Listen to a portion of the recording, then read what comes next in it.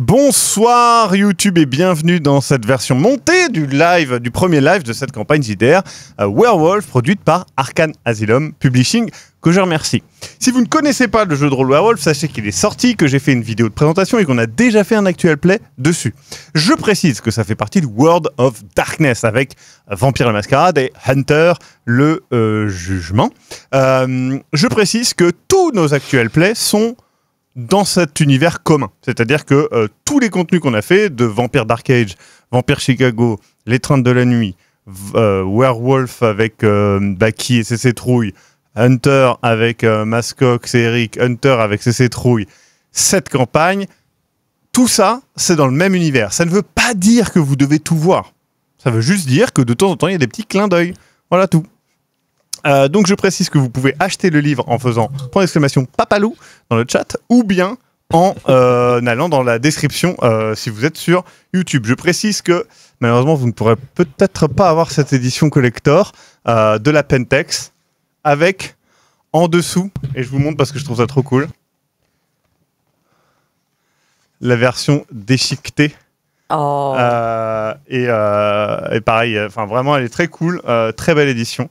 Donc voilà. Si, il faut tout voir en une fois. En vrai, franchement, moi, je pense que ça vaut le coup de regarder au moins L'étreinte de la nuit et Hunter. Mais voilà, moi, j'ai aimé tous les contenus qu'on a fait. Je précise que cette campagne sera donc tous les vendredis de juin et que ça sera rediffusé le lendemain matin sur YouTube. N'hésitez pas à aller sur YouTube quand il y a la rediff, mettre un petit commentaire, un like ou des trucs comme ça nous aide énormément et à partager, puisque c'est grâce à ça, grâce au bouche à oreille, grâce à vous qu'on peut exister, puisque l'algorithme YouTube n'est pas de notre côté, on va pas se mentir, c'est une réalité. Donc essayez de venir au live, essayez de venir sur les vidéos YouTube, ça nous aide, surtout si vous aimez bien ce genre de petite campagne. Voilà. Sur ce, nous allons démarrer et nous allons avoir durant cette campagne Ukevial, Dikipi et Emily, qui incarneront des personnages, des loups-garous. Si vous ne connaissez vraiment pas l'univers loup-garou, n'hésitez vraiment pas à aller regarder la vidéo de présentation que j'ai fait dessus. Ça vous informera sur à peu près tout. Donc comme ça, il n'y aura pas besoin de tout perdre. Maintenant, si vous ne connaissez rien, normalement, ça devrait être suffisant, vous allez comprendre. Je précise que les noms des personnages que vous voyez, Justine, Cédric et Sierra, sont en fait leurs prénoms humains, je mets des guillemets aussi, vous allez voir pourquoi, et évolueront et seront choisis par les joueuses par la suite pour avoir un vrai nom de garou, puisque les noms de garou sont liés à leur renom, à une tâche qu'ils ont accomplie. Voilà. Sur ce, nous allons démarrer. Je mets la playlist, voilà. Hop là. Nous sommes donc fin septembre 2024. Nous sommes en France, au nord-est de la France, dans les Ardennes. Non loin de la frontière belge, se tient le village fictionnel de Montessart. Chaque année, un peu moins d'habitants. Moins de 900 habitants au dernier recensement. Entouré de collines rocheuses et couvertes de forêts. De multiples petits ruisseaux, quelques étangs, des champs où paissent des vaches et des vergers de pommes. Rural, c'est le mot idéal pour définir Montessart. Et justement, nous allons retrouver notre premier personnage, Sierra.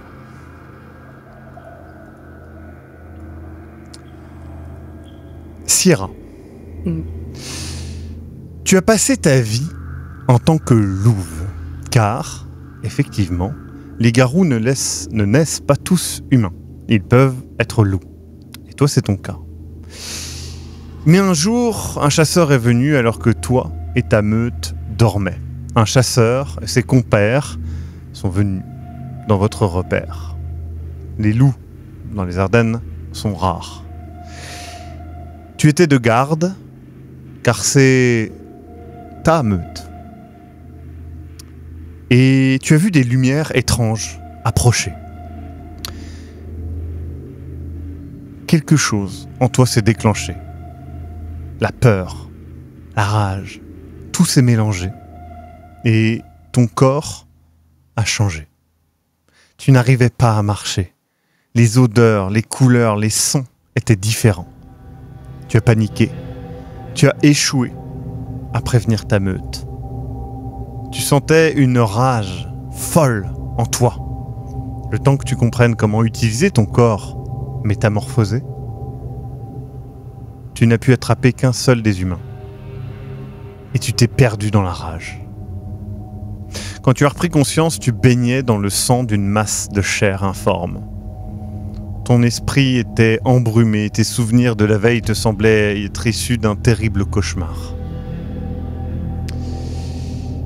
Et tu as découvert le reste de ta meute. Des corps écorchés, des boyaux éparpillés, des corps sans tête, un massacre abominable. Tu as fui. Ta vie a changé. Tu as dû apprendre à vivre comme une humaine. Plus ou moins. Avec une certaine difficulté malgré tout. Comment as-tu fait pour apprendre à vivre comme ça malgré tout? Est-ce que tu fréquentes des humains? Au début, non. Au début, il me terrifie. J'ai trop de souvenirs de ce qui s'est passé cette nuit-là et je peux pas dissocier les humains des chasseurs. Donc j'ai vécu pendant longtemps dans la forêt seule, en continuant à chasser, en continuant à manger des animaux. J'ai fini par me rapprocher tout doucement du monde des humains, mais avec crainte toujours. Tu m'étonnes. Et ça reste un monde que je ne comprends pas et que je ne veux pas spécialement comprendre. Ouais. Il est trop loin de moi. Tu entres régulièrement en contact avec des esprits. En effet, les garous, les loups-garous, ont la capacité et sont entre deux mondes. Notre monde, que vous connaissez bien, et le monde de l'Umbra, le monde des esprits. Un monde différent du nôtre, un monde dangereux, un monde où règnent les esprits qui sont difficiles à comprendre. Tu as justement un peu de mal à comprendre leur message, leur but, ça te passionne malgré tout. Et il y a un esprit en particulier qui te répond. Est-ce que tu peux nous dire quelle forme il prend? Il a la forme d'une espèce de nuage de fumée noire qui a vaguement une forme anthropomorphe, mais avec des plus longs bras, et surtout avec un grand sourire qui se distingue dans la fumée. Parfois un sourire bienveillant, souvent pas. D'accord. C'est difficile à comprendre ses intentions quand il sourit. Il te parle en énigme. Parfois, tu as l'impression qu'il te prévient de danger, d'autres fois qu'il t'y amène. Tu ne sais pas trop sur quel pied danser avec cet esprit. D'ailleurs, tu ne sais pas vraiment comment il s'appelle, il n'a jamais été clair là-dessus.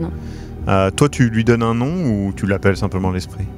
Je l'appelle l'esprit. Pour l'instant, nos contacts sont assez faibles et j'apprends encore à le connaître. Et peut-être qu'un jour je le nommerai, mais ce n'est pas encore ce moment. Tu as découvert par la suite que ta fille, Aléa, était toujours en vie. Donc ta fille, Louve, on le rappelle. Qu'as-tu fait en réalisant cela? J'ai tenté de m'approcher d'elle parce que quand j'ai su ça, j'étais dans une joie folle. J'avais besoin de retrouver ma famille que j'avais perdue. Mais j'ai remarqué en m'approchant tout doucement qu'elle sentait mon odeur et que ça la faisait fuir parce que mon odeur n'est plus la même. Je n'ai plus juste une odeur de louve. Du coup, je veux pas lui faire peur, je veux juste veiller sur elle. Et ça m'arrive de l'observer au loin et de la regarder et de voir si elle va bien. Mais sans jamais pouvoir l'approcher. Tu gardes une distance et effectivement, ton odeur n'est plus celle d'une louve. Pardon, mais celle d'une garou. Excuse-moi. Un jour, tu as entendu un hurlement. Différent d'un loup, mais étrangement familier. Tu as suivi ce hurlement. Tu as trouvé des traces qui ressemblent à tes traces. Et tu l'as vu. Tu as tout de suite compris en le voyant. Il était là dans une forme différente. Mais face à toi, il y avait Tolis, ton fils, qui a survécu et qui s'avère aussi être un garou. Tu le vois face à toi. Je m'approche de lui. Immédiatement, il a pris une forme Ispo. Il est énorme, un loup massif, des griffes et des crocs de plusieurs dizaines de centimètres. Et tu vois ses oreilles se mettre en arrière, son regard vif. Ses poils sur son dos se hérissent et il grogne. Il grogne d'un grondement terrible. Il est prêt à attaquer. Tu sens une véritable haine. Que fais-tu ? Je grogne en retour, mais je n'attaque pas. Je lui fais comprendre que je lui veux pas de mal, que je veux juste comprendre sa haine et que je suis là pour lui. Il se calme. Et en Ispo, il s'exprime comme tu t'exprimais avant en louve. Vous pouvez échanger. Il te considère responsable de ce qui est arrivé à la meute. Il te considère comme une faible qui a préféré fuir. Tu ne sais pas comment il a survécu, je précise. Hein. De même pour ta fille. Tu vois qu'il est vraiment... ce qu'il dit t'atteint sincèrement. Hein. Ça t'ajoute d'ailleurs un point de rage. Je n'ai pas fui. Je lui parle du coup. Je suis dans un état en même temps de rage et en même temps de chagrin profond. Parce que c'est mon fils, déjà je le retrouve et je suis heureuse de le retrouver, mais en même temps je suis dévastée par ce qu'il me dit. Mais je n'ai pas fui. Je suis devenue ce que tu es. Et ça m'a empêché d'agir. Mais je sais que j'aurais dû vous protéger et je me le pardonnerai jamais. Mais je n'ai pas fui. Je n'aurais jamais fui. Il dit qu'il a survécu par chance. Parce qu'il avait, contrairement à ce que tu lui avais ordonné, il était parti pour flâner avec une des femelles cette nuit-là. Et que quand il est revenu, il a découvert les corps. Et pour être honnête, il pensait que tu étais dans ces corps. Je pensais aussi. Et par la suite, il a découvert et traqué une odeur étrange et familière. Et en traquant cette odeur, il t'a vu, humaine, discutant avec une autre humaine, dans une cabane dans laquelle tu faisais semblant d'être des leurs. Et ça le répugne. Il a détesté ça. Je ne fais pas ça pour rien. Je dois accepter cette nouvelle vie qui m'est tombée dessus, qui t'est tombée dessus aussi. Et je veux retrouver celui qui a fait ça. Et pour ça, je dois me mêler à eux. Je n'ai pas le choix. Je veux le retrouver et lui arracher la tête pour te l'amener. Des paroles. C'est ce qui te répond. Et il part. Je le laisse partir. Et je hurle. Je pense que je le pousse à un long hurlement de chagrin. Ton hurlement est déchirant. Il n'y a pas de rage dedans. Du désespoir, de la tristesse. Mais la lune te répond d'une certaine manière. En te nourrissant de cette motivation de retrouver celui qui a décimé ta meute, celui qui a causé tout ce qui t'arrive. Tu passes donc un certain temps à traquer ce chasseur. Tu cherches pendant des semaines des informations sur les chasseurs, sur les gens, comment ils s'organisent. C'est compliqué pour toi. Tu ne peux pas chercher comme un humain. Tu n'es pas habitué à un ordinateur, à une bibliothèque. Tu utilises uniquement l'aspect social, mais tu es awkward, tu es un peu gênante. Ouais. Tu sais jamais trop gérer à quel point tu peux être sympathique avec les gens, à quel point les regards, soutenir un regard, est-ce que c'est normal ou pas? Pour toi, c'est une défiance de soutenir un regard. Ton corps est maladroit, tu mets du temps, ça met beaucoup de temps, mais tu finis par obtenir une information. Laurent Delaveau, un riche chasseur local qui vit dans un petit manoir en lisière de forêt. Cette forêt étant son domaine de chasse privé. Et ce domaine de chasse n'est pas très loin de là où ta meute était. Attention, toi tu vivais dans une forêt profonde, assez loin de son domaine de chasse. Il a juste, tu sais comment sont les chasseurs, étendu son domaine de chasse. Tu as le lieu et tu sais qu'il y est chaque week-end. Comment t'y prends-tu? Je guette son odeur, je vais jusque là-bas. J'y reste pendant plusieurs jours, peut-être même plusieurs semaines, pour voir ses comportements, voir comment il agit, voir les moments où il est le plus souvent seul. Ou pas, d'ailleurs. S'il est avec d'autres chasseurs, peut-être que je prends ça en compte aussi. Tu vois que les chasseurs qui l'accompagnent changent très régulièrement. Il les considère comme des employés, comme des petites mains. Il ne leur offre pas de... T'es d'ailleurs étonné par ça, parce qu'en fait, toi, tu voyais ça comme une sorte d'adversaire, de leader. Ce n'est pas un leader, c'est un petit chef qui paye les gens pour faire ses basses besognes, et tu n'as aucun respect pour ça, ça te dégoûte. Par contre, régulièrement, le week-end, là où il est tout seul, il fait venir une jeune femme qui a la vingtaine. Tu ne sais pas trop ce qu'elle est. Je ne sais pas trop ce qu'elle est, et honnêtement, je m'en fiche. Ce qui compte, c'est lui. Maintenant que je sais que son entourage change régulièrement, je me dis que ce sera un problème pour plus tard, et que ce qui compte, c'est de lui arracher la tête à lui. Et quand j'ai bien cerné ses comportements, j'attends un moment où peut-être il est à l'extérieur, tout seul, pour le prendre en embuscade. En embuscade, ouais. Très bien. S'il est avec la fille, tant pis. Alors, quelle forme prends-tu? Si tu... Dis-moi. Sachant que D'abord, je reste louve. Pour être plus discrète et l'approcher discrètement. D'accord. Combien t'as en discrétion, en faufilage? En faufilage? Il y a faufilage? Non, c'est dextérité et c'est discrétion, je crois. Alors, dextérité, j'ai 2 et... Ou discrétion. Oui, c'est discrétion. C'est dextérité en haut et furtivité, ouais, c'est ça. Ah, furtivité. J'ai 2 aussi. Ouais, très bien. 4 en tout. 4, dont 3 dés de rage. Je le dis.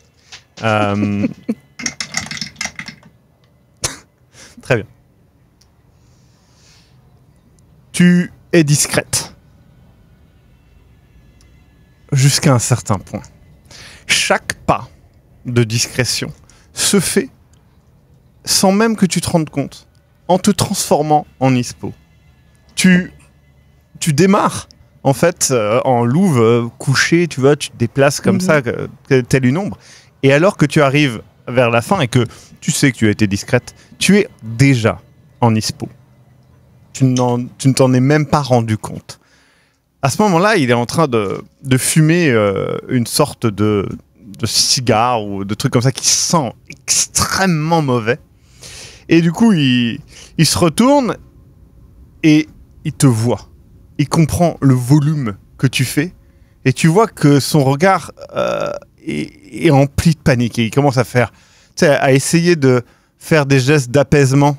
Tu as vu beaucoup d'humains agir comme ça avec les loups, avec les chiens, des trucs comme ça. Il met ses mains en avant, il essaie de faire ça, il se recule, etc. Je lui laisse pas le temps. Quand je vois qu'il commence ses gestes, je lui fonce dessus et j'attaque les jambes. Oh, pas qu'il s'enfuit. Très bien. Donc là, on va mettre force mêlée, donc 5. Hop là, toujours 3 dés de rage. Putain, ça me fait plaisir à chaque fois. Très bien. Là, au début, tu cherchais à le tuer, en fait, rapidement. Et à empêcher qu'il fuit. Non, plus maintenant. Tu es dans une rage, mais dans une sorte d'acte chirurgical. Tu veux que chacun de ses membres soit arraché par ta mâchoire extrêmement puissante, par tes griffes. Tu le plaques au sol. Tu vois ce que je veux dire? Chacune des pattes, enfin chacun des membres qu'il a, pardon, c'est pas des pattes, mais avec tes pattes. Et ensuite, tu arraches lentement. Tu veux sentir l'articulation se désosser et puis se déchiqueter la peau. Ces cris sont terrifiants, mais t'emplissent d'un plaisir sans nom. Tu vois rouge. Alors... Je prends bien mon temps. Tu prends ton temps. Tu finis par arracher sa tête, comme promis. Et à ce moment-là, t'entends un bruit derrière toi. Un bruit de verre qui se brise. Tu regardes. Je me retourne. Tu vois la jeune femme. Elle vient de lâcher une coupe de champagne qui est brisée au sol et elle tremble. Elle a les larmes aux yeux qui... Elle pleure pour toi de peur, hein. Elle pleure pas de tristesse. Mais là, je pense que je suis encore trop dans cette frénésie et ce goût du sang, donc je réfléchis pas et je fonce sur elle. Très bien. Et elle, par contre, à moins que je sois encore dans ce désir de faire mal, mais elle est juste là. Ouais. Je lui arrache juste la tête. Oui. Tu fais ça dans un geste brutal et sec. Un petit se fait entendre et son corps tombe inanimé au sol. Que fais-tu? Tu ramènes la tête? Je ramène la tête du chasseur. La tête à elle, je la regarde pendant un moment, je regarde comment elle est faite. Elle est figée dans une expression de surprise. Les larmes étalant son mascara et se mêlant au sang qui vient de son cou et qui coule un petit peu, peut-être de ses narines et de sa bouche, dans un motif presque beau. Et je trouve ça étonnamment beau, et je dispose le corps de façon à accentuer cette beauté. Je lui arrache toutes les dents que je mets en couronne au-dessus de sa tête. D'accord. Pour marquer ce jour comme il se doit. Très et puis bien. J'embarque la tête du chasseur et je laisse son corps bien en évidence. Tu fais cela. Tu pars avec une certaine légèreté dans ton cœur. Tu as accompli quelque chose d'important pour toi. Et tu sais que tu vas passer un petit temps à préparer cette tête. Tu rentres donc... où est-ce que tu rentres? Est-ce que tu rentres dans cette cabane que tu loues, entre guillemets, ou en tout cas que tu as dans un essai d'échange, ou ailleurs? Je pense d'abord je vais rester un peu dans la forêt. Ouais. Et peut-être essayer de retrouver Tolis. Ce soir, ça va être difficile. Tu ne sais pas, mais tu pourras le traquer par la suite. Mais non, là, cette nuit, je vais rester dans la forêt. J'ai besoin justement de reprendre ce contact avec mon lieu à moi. Très bien. À tout à l'heure.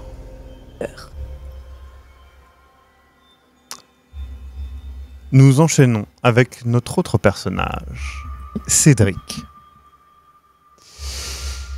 Cédric, tu étais un comptable, bien intégré dans la société.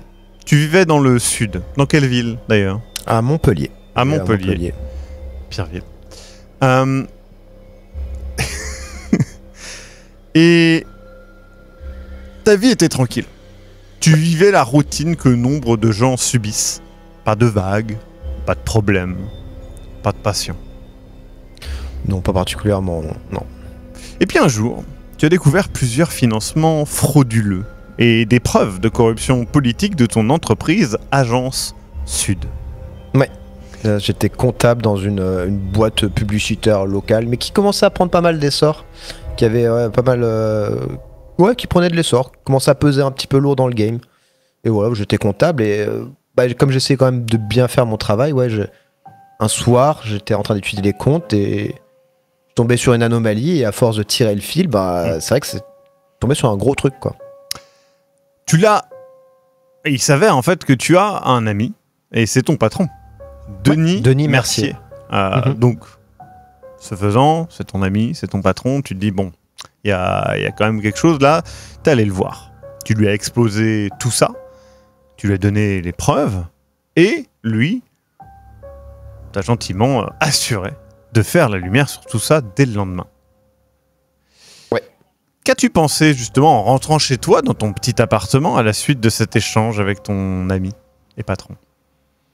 J'ai l'impression d'avoir évité un peu une balle, parce que ça aurait pu nous retomber dessus. Enfin, du moins, c'est ce que je me suis dit sur le moment. Oui. Et je me suis félicité d'avoir été un employé diligent et d'avoir eu l'esprit d'entreprise et d'avoir de suite prévenu mon N+1, qui en plus était mon ami, histoire qu'on puisse régler ça et que ça vienne pas entacher ni notre travail ni la réputation de la boîte, quoi. Ouais. Le lendemain, tu arrives au bureau. Et immédiatement, il y a cet homme de la sécurité avec qui tu avais déjà parlé, qui est assez grand, assez baraque. Il s'appelle Zach. Il a des tatouages. Et il vient et fait: on va pas poser de problème, Cédric, ok? Pourquoi je poserais... Enfin... Quel problème? Parce que là, je suis pas là. Il t'invite, tu sais, par ses bras, etc., à t'éloigner de l'entrée. Ouais, alors ça me plaît pas parce que ça... Je suis pas nerveux, mais j'aime pas qu'on me touche comme ça, donc non. Enfin, j'enlève les mains. Ouais, il fait: écoute, mais qu'est-ce qui se passe? T'as été renvoyé pour faute lourde. Je pense que t'es au courant. Ah non, non, je suis pas au courant. Si j'étais au courant, je me serais pas pointé, en fait. C'est quoi? Monsieur Mercier m'avait prévenu, et il sort... mais justement, il est où, Monsieur Mercier? Il est où, te tend les feuilles. C'est quoi? Bah ça, c'est...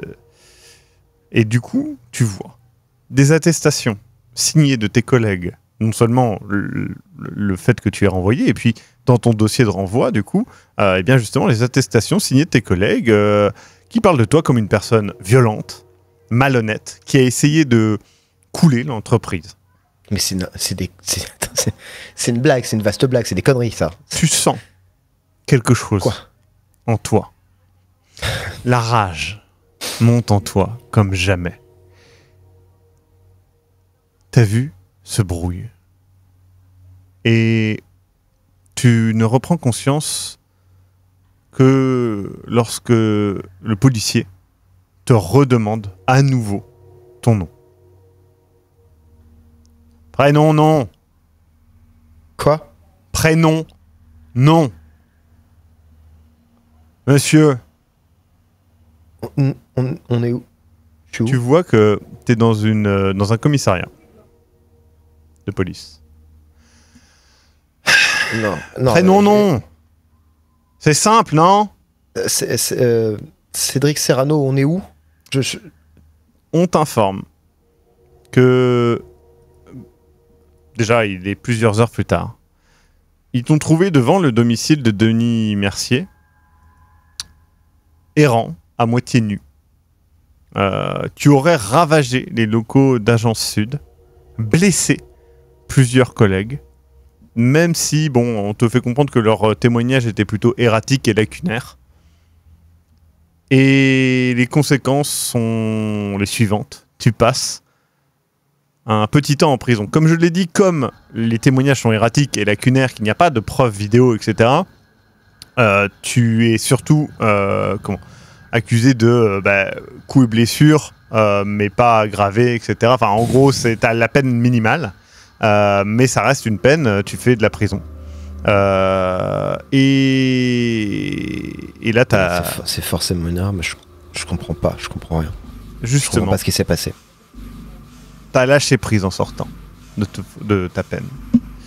Adieu ton travail, ton statut, tes amis, et bienvenue à la spirale autodestructrice. Tu t'es détaché de la société, et tu vis maintenant dans la rue. Ce faisant, tu as compris que maintenant, tu es libre.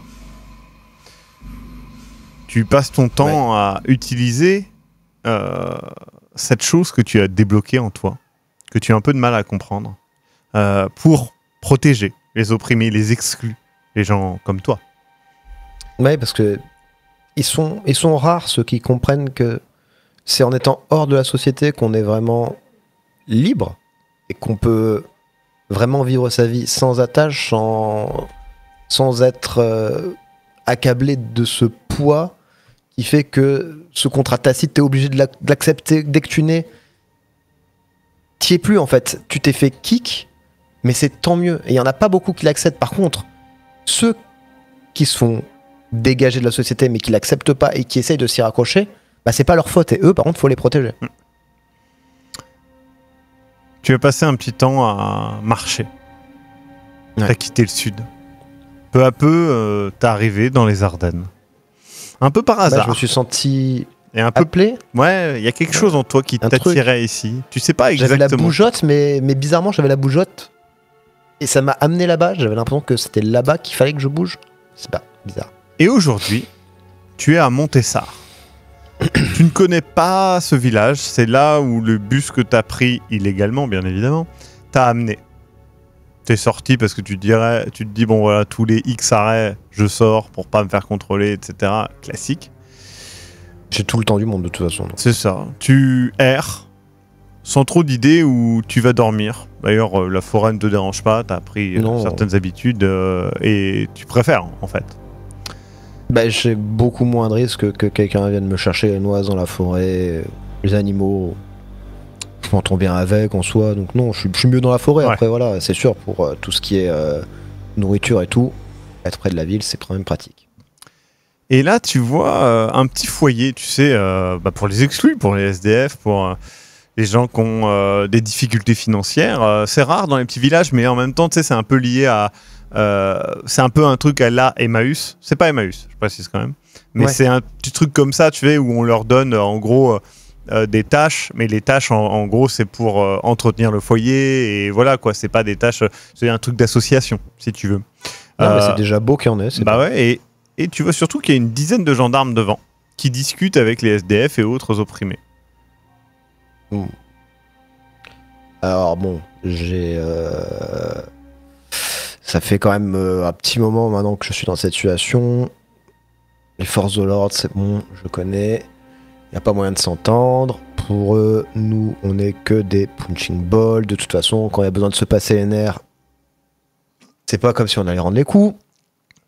Donc, je vais aller mettre mon grain de sel. À tous les coups, ils sont en train d'emmerder des mecs qui n'ont rien fait. T'entends. On y va. Un homme quinquagénaire, ventru, moustachu, le lieutenant de gendarmerie vraisemblablement, Ah, yes. qui fait bon Il a une moustache, ouais. Écoutez, c'est une simple visite de courtoisie. Voilà, vous le savez, il y a eu le meurtre terrible de Monsieur Delaveau. et du coup t'entends des gens qui parlent entre eux. Tu sais pas ce que c'est. Ils non, parlent bien sûr, je viens de d'arriver, donc, ils parlent de le tueur aux dents, quelque chose comme ça.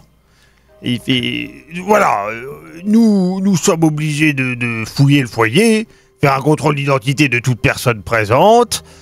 Et du coup, il y a une dizaine à peu près de personnes du foyer.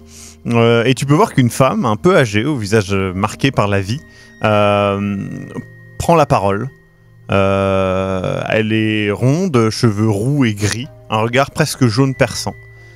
Elle Ok. fait non, c'est pas question, non. Vous allez pas fouiller comme ça. Enfin, je veux dire, on a des droits en fait. C'est hors de question de vous laisser aller fouiller dans nos affaires et quoi. Et puis après, vous avez planqué de la drogue là-dedans et dire que c'est nous. Non, ici, il n'y a rien à faire. Ici, on a le droit d'être là. C'est chez nous. Donc, et du coup, elle commence à prendre un petit peu le parti. Là, tu vois... j'applaudis, je fais ouais. Elle a raison. C'est pas parce qu'on n'a pas de baraque que vous avez pas besoin d'un mandat en fait, c'est quoi ça? C'est du coup, n'importe quoi. je vais te demander un jet de...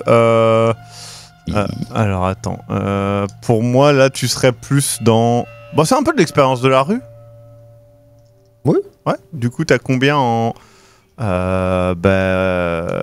sang-froid et expérience de la rue? Ça me fait 6 dés, monsieur. Dont 1 de rage. Ok. Ça va, 6 dés, tu pars bien quand même.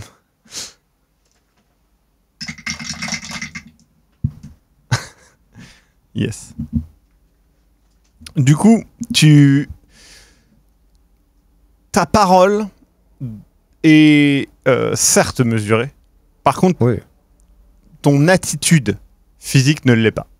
Tu parles pas non plus en total, voilà, mais tu t'arrives et tu tapes un coup sur son torse après avoir dit ton petit pitch. Tu vois son J'avoue que regard ça changer. me fouette un peu le sang de les Ouais. voir faire les caïds comme ça. Immédiatement, tu le vois, il recule d'un pas, il sort sa matraque télescopique et chien et là, mais il fait On va se calmer tout de suite, mon petit bonhomme. Je suis parfaitement calme. Je m'excuse de vous avoir touché. Je suis votre parfaitement honneur. calme, monsieur. Ah bon? Oui, C'est parce que j'ai pas eu l'impression que vous m'ayez appelé monsieur. Mais très bien, je suis parfaitement calme. Monsieur. monsieur le lieutenant Lambois. Je suis parfaitement calme, monsieur le lieutenant Lambois. Eh ben voilà, c'est très bien. Finalement. Ils savent pas lire, Donc, mais au moins ils savent être à peu près polis. et donc, du coup, eh ben, au revoir, vous repartez, c'est ça?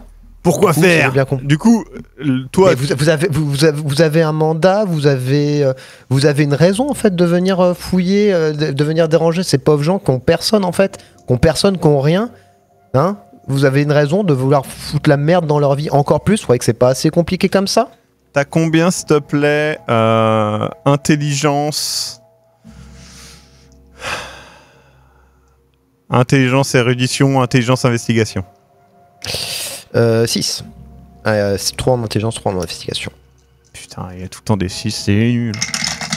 Je pense que par contre, attends, je relance parce que t'as gagné un petit dédrage avec. Non, ouais, je suis Tout à d'accord. fait, je pense que tu l'as eu. D'accord. Ah, yes! Ok. Ton propos est clair. Effectivement, lors d'un contrôle d'identité, un agent de police ou de gendarmerie peut procéder à une palpation de sécurité lorsqu'elle semble nécessaire pour garantir la sécurité ou la sécurité d'autres personnes.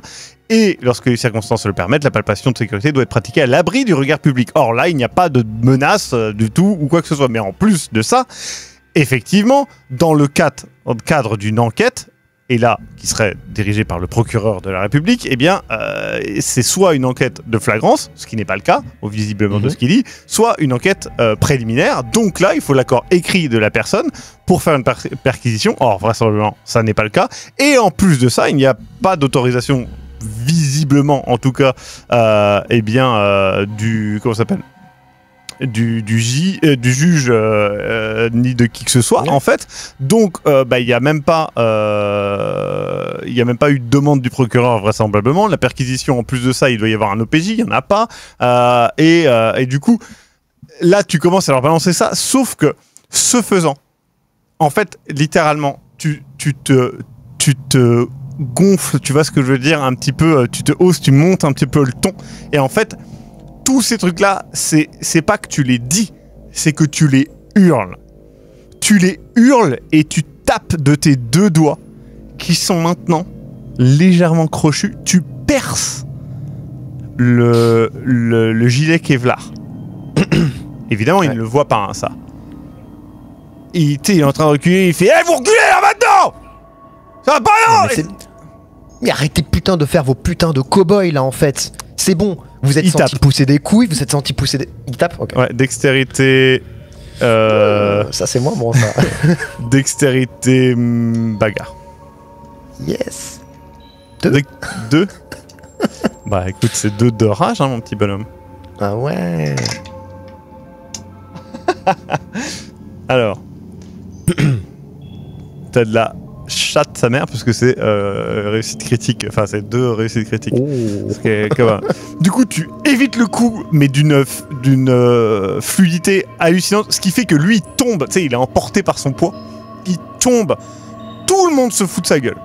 C'est vraiment- Et tout, Je il y en a lève qui- les mains en l'air Ouais. comme ça, je fais oh waouh. Il y a ses collègues qui font « Oh patron, machin. » Il l'aide à se relever et tout machin. C'est pathétique. Il relève et tout, et lui, il se retourne, il fait « Eh ben on va revenir avec, on va revenir avec l'OPJ, etc. On verra. Et tu sais, ils commencent à Viens, partir, viens, etc. on t'attend, nous, on t'attend. Et tu sais, allez. ils sont énervés, et enfin, tu vois, et ils commencent à... Tu sais, il est vraiment foudrage, il est rouge de honte et il se barre avec les Mais autres. et tout ça. je suis bien Ouais. en colère aussi, pour le coup. Les autres rigolent, mais pas moi. Tu vois que du coup, à côté de toi, il y a la femme qui fait je vous connais pas, vous. Vous êtes un nouveau. Ouais, je viens d'arriver. Ah. J'ai pris le bus jusque-là, je me suis arrêté, ça avait l'air sympa. Puis j'ai vu qu'ils avaient un foyer.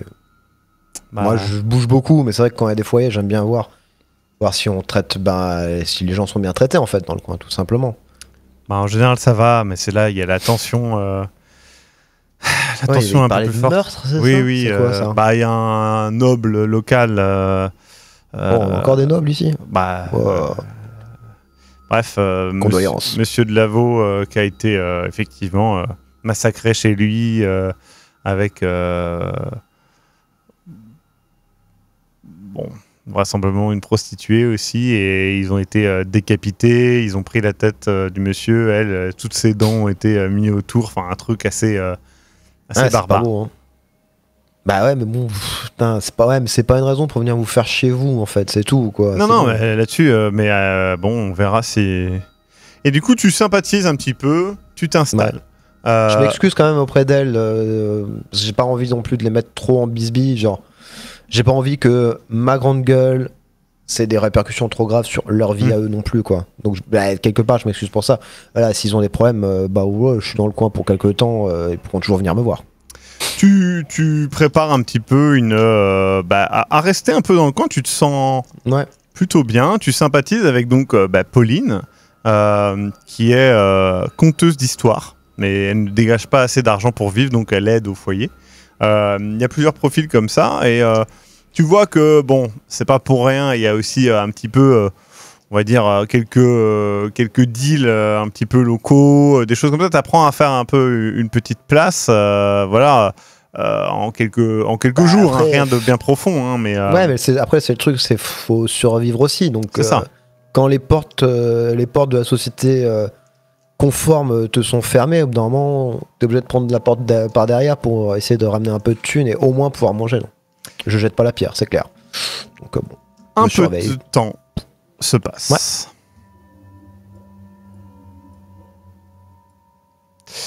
Et nous enchaînons avec Justine, notre troisième personnage. Tu viens des Ardennes, Justine, mais tu les as quittées pour des études supérieures à Paris. Et pas n'importe quelles études, des études brillantes dans l'écologie. Quelle spécialité d'ailleurs ? Je suis plus dans l'écotoxicologie, l'étude de la santé des sols, comment soigner des sols qui auraient été pollués, ce genre de choses. Très actuel. Tu as réalisé ta thèse sous la direction de Magali Roch. Et son objectif à cette thèse était d'étudier comment restaurer des écosystèmes en utilisant des plantes. Ça s'est très bien passé. Et du coup, tu as eu une mission scientifique, justement, en Guyane, où tu as pu faire le voyage. Et là où tu espérais un petit peu naïvement passer pas des vacances, c'est pas le terme, mais découvrir quelque chose de passionnant, de te plonger là-dedans, tu as réalisé en fait l'impact des mines polluantes de Pentex France, des blessures atroces infligées aux écosystèmes naturels et aux peuples autochtones. Et tu as compris que tes recherches, tes aspirations, c'était un petit peu vain. Un petit peu presque... peut-être même que ça faisait partie du problème en soi. Puisque tu valides une forme d'activité et ce choc a amené une grande humiliation, déjà, et une rage est montée en toi. T'es reparti avec des souvenirs un peu flous. Les actualités locales ont parlé d'une suite d'incidents terribles ayant provoqué la mort de multiples cadres d'une mine locale qui ont certainement été dévorés par des animaux par la suite. Quand ils ont été retrouvés, ils étaient en morceaux. Toi, quand t'as vu ça, t'as eu des flashbacks. Tu t'es vu déchiqueter ces corps. Et t'as pas ressenti de pitié ou quoi que ce soit. Au contraire, t'as eu l'impression de faire quelque chose de juste. T'as eu l'impression qu'on te donnait les outils pour être une force qui change les choses. Ce que t'as toujours voulu faire, en fait. T'es donc reparti en France. T'as abandonné ta thèse, ruiné de fait ta réputation, attisé la haine de ta directrice de thèse. D'ailleurs, as-tu finalement quand même fait ta soutenance ? Oui, bien sûr, mais durant ma soutenance, j'ai un petit peu révélé tout ce que Pintex France faisait subir au monde, Évidemment, devant une foule de centaines de personnes. ça s'est très mal passé. Les gens, personne... déjà, non seulement les gens ne veulent... Enfin, on va dire, jouent l'autruche, font l'autruche par rapport à tout ça, mais en plus de ça, faire ça pendant une soutenance de thèse, c'est très très mal passé. Tu as quitté Paris, t'es revenu dans tes Ardennes natales, et tu as sombré dans un isolement social assez profond, refusant de travailler, refusant de voir les gens, créant sans cesse des conflits, cherchant à faire des actions de sabotage contre des entreprises locales. Ta cible préférée, c'est l'Arexitus, une entreprise locale, branche de Pintex France. Et malgré cela, tu as réussi à garder un lien avec ton père et ta compagne, Louise. Mais pour combien de temps ? Ce soir, tu as décidé de frapper. Et tu t'es préparé. Il y a, à quelques kilomètres de Montessart, une usine de Celarixitus. Ils stockent des pesticides. Alors, toi, tu sais, tu penses, tu as fait la déduction par tes recherches, que vraisemblablement, ils mentent sur ce qu'ils stockent. Soi-disant, ils ne vendent que des produits dans les normes européennes, mais tu as vu le désastre écologique que ça a créé, c'est encore pire que s'ils suivaient les normes européennes, qui sont déjà catastrophiques. Tu t'approches donc du lieu. Tu vois immédiatement qu'il y a, et tu le savais déjà, un garde. Il est occupé à regarder un écran. Tu peux essayer de t'approcher si tu veux regarder, voir ce qu'il regarde ou pas. Tu peux essayer de contourner. Tu sais qu'il y a quelques caméras de sécurité. Il regarde un écran. Sur lui, il a quoi ? Il peut prévenir d'autres. C'est le seul garde du coin. Ouais, pour toi, c'est le seul garde du coin. De ce que de tes recherches ont conclu. En gros, tu as un garde qui vient et, sur 3 jours et un autre garde sur 4 jours et il change de temps en temps. Tu vois ce que je veux dire ? C'est des cycles comme ça. C'est vraiment un truc plus Securitas qu'un truc armé, tu vois. C'est pas qu'on soit bien d'accord, c'est pas c'est un endroit où ils stockent des pesticides, hein, c'est pas... Oui. Bah, du coup, ce que je voudrais faire, c'est m'assurer qu'il est plus intéressé par ce qu'il regarde à la télé qu'autre chose et essayer de me glisser dans les locaux. Et si je détecte où sont les caméras, bien évidemment en essayant d'éviter au maximum ou en passant le plus vite possible, sous forme lupus peut-être. D'accord. Du coup, t'as combien en furtivité, s'il te plaît ? J'ai 3. C'est tout ? Et dextérité ? Et 3 en dextérité. Ouais. Hop, donc t'as 1 de rage seulement. Hop. 1, 2, 3, 1, 2, 3. Je tiens à préciser que ma forme lupus ressemble beaucoup plus à un chien, Oui, un type c'est vrai chien que de c'est berger Groendal qu'à un loup. Du coup, c'est vrai que c'est important de le dire. Tu te faufiles, tu regardes par la fenêtre, tu peux voir qu'il est en train de regarder un live, un stream Twitch. Tu vois des billes qui défilent le long d'une piste. Ça n'a pas l'air terrible. Hein. Tu comprends pas trop le principe déjà, ça te saoule. Aucun intérêt. Et du coup, tu continues à t'enfoncer, tu regardes, il y a quelques caméras. Au pire, les caméras verront un chien. Mais ton jeu était assez bon, je vais pas te le cacher. Tu peux voir qu'il y a une fenêtre qui semble accessible à crocheter, entre guillemets, ou à briser. Et une porte au rez-de-chaussée qui, pareil, devrait pouvoir s'ouvrir avec un peu de force, mais elle fera du bruit. Je peux essayer de crocheter peut-être d'abord. Tu peux essayer de crocheter. Est-ce que tu as quoi que ce soit pour moi, ça serait larcin ou artisanat peut-être. Non, j'ai pas. D'ac- Alors du coup, c'est plutôt c'est la vie. Attends, ton son est vraiment bas. Est-ce que c'est toi qui parles bas Oui, pardon. Euh, Je disais que je n'ai rien en larcin ni en artisanat, donc je vais plutôt opter pour la manière moins douce. D'accord. Combien as-tu en force et athlétisme? 2. D'accord. C'est déjà ça, hein. Tu peux remercier ta rage. Tu ouvres avec le maximum de souplesse pour pas faire trop de bruit. Clairement, chaque seconde fait plus de bruit que la précédente. C'est vraiment genre...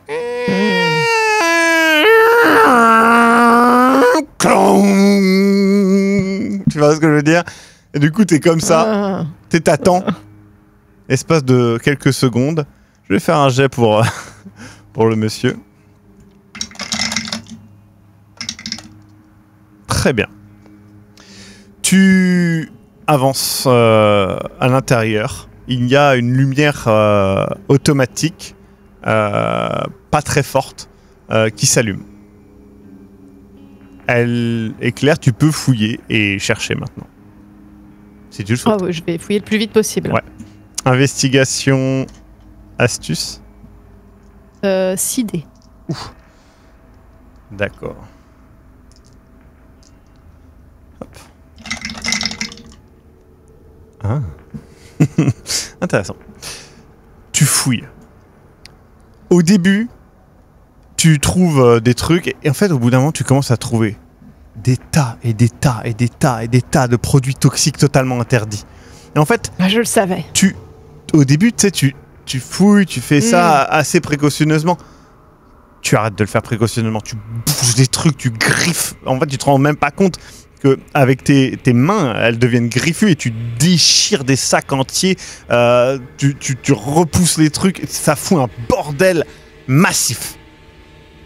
Mais clairement, tout ce que tu as trouvé, c'est énormément de produits toxiques, illégaux, interdits. Et vraiment, ça t'énerve, ça t'enrage. Donc, tu as un de plus en rage. Que fais-tu? Est-ce qu'il y a des papiers? Est-ce que je peux trouver des documents compromettants ou pas forcément? Oui, c'est lié avec, c'est des papiers de livraison, des choses comme ça, tu vois. Je les récupère. À ce moment-là, Le plus t'entends. possible. Hey! C'est qui? Tu vois le faisceau de lumière d'une lampe torche à l'entrée que t'as prise. Je me jette au sol Ouais, et je vais me transformer en lupus. d'accord. Tu te jettes au sol et t'agis en chien, quoi, on va dire. Oui, oui. Ok. Je fais un petit... Ok, attends. Pour le je veux charisme. Oui. Oh non, au charisme ou manipulation, celui que tu préfères, Oui, et manipulation. et représentation ou subterfuge. 2 dés. C'est les deux de rage. Ah, je veux que ça soit un truc. Ah, s'il te plaît. Non. C'est dommage, mais ça réussit. Et ça me frustre. Du coup, t'es là et il fait... Oh, mais putain, mais qu'est-ce que c'est que c'est... Mais... Ah, tu t'es coincé. Mais comment c'est... Puis tu sais, il regarde... Et du coup, il regarde et tout, il fait... Bah, tu sais, il entre, et tu sais, il a un peu peur quand même, parce que t'es quand même massif, hein, quand même, malgré tout. C'est un gros berger. Du coup, il fait... Ok, putain, tu sais, il fout dans sa poche, il trouve des trucs genre des chips vraiment Doritos, etc. Et il fait... tiens, il balance par le trou. Allez, ous. Ouais, mais le problème, c'est qu'il y a les documents par terre et que je Oui. veux les récupérer. Donc, alors, j'aimerais le faire un peu venir vers moi, genre je me traîne un peu, mais en fait, en bougeant, j'aimerais l'emmener vers un peu un coin Ouais. de la pièce, quoi. Ouais. Et le but, c'est que je me planque un peu et quand il se ramène, je lui tombe dessus D'accord. et je Ok, le mets KO, quoi. un Voilà. piège, quoi. Une embuscade. Ok. Écoute, pour moi, c'est full furtivité, hein, ça. Donc, dextérité, Ouais. furtivité. 6 dés. Dont 2 de rage, et ça me fait délicieusement plaisir. Je veux que ça échoue. Je veux que ça échoue. Oui, parce qu'il me fait perdre mon temps. là. Hop. Oh, putain, je suis tellement dingue. Tu réussis. Du coup, tu l'attires et tout, il commence à faire ça. Et donc, comment tu veux l'assommer, s'il te plaît? Bah, je vais me transformer, je vais passer sous forme peut-être à quelque chose où je puisse plus déjà l'attraper, genre peut-être repasser à humain et après Ouais. c'est la forme comment il Glabro s'appelle, désolé, Glabro peut-être pour l'attraper et puis Ok. lui frapper la tête avec un bidon de pesticides en fait. Je te fais un test de rage, juste pour voir. Tu réussis. Tu ne perds pas de rage. Du coup, tu l'assommes. Alors, je vais faire un jet pour lui, pour savoir si tu l'assommes ou si tu le tues. Sachant que pour toi, ça ne change rien. Tu l'assommes.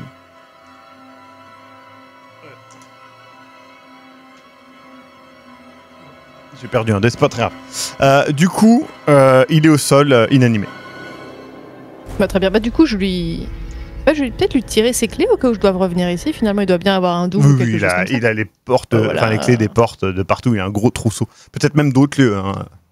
Ah bah super, bah je les prends et Ouais. puis après je reviens au document, j'en prends le plus possible. Maintenant que j'ai un peu plus de temps, je peux peut-être prendre mon temps pour bien vérifier que j'ai rien oublié. Ok. Et je me tire. Tu prends tout ça, tu te barres, tu ne détruis rien. Je veux savoir. Enfin, t'as déjà détruit pas mal de ressources, mais c'est pas pareil que.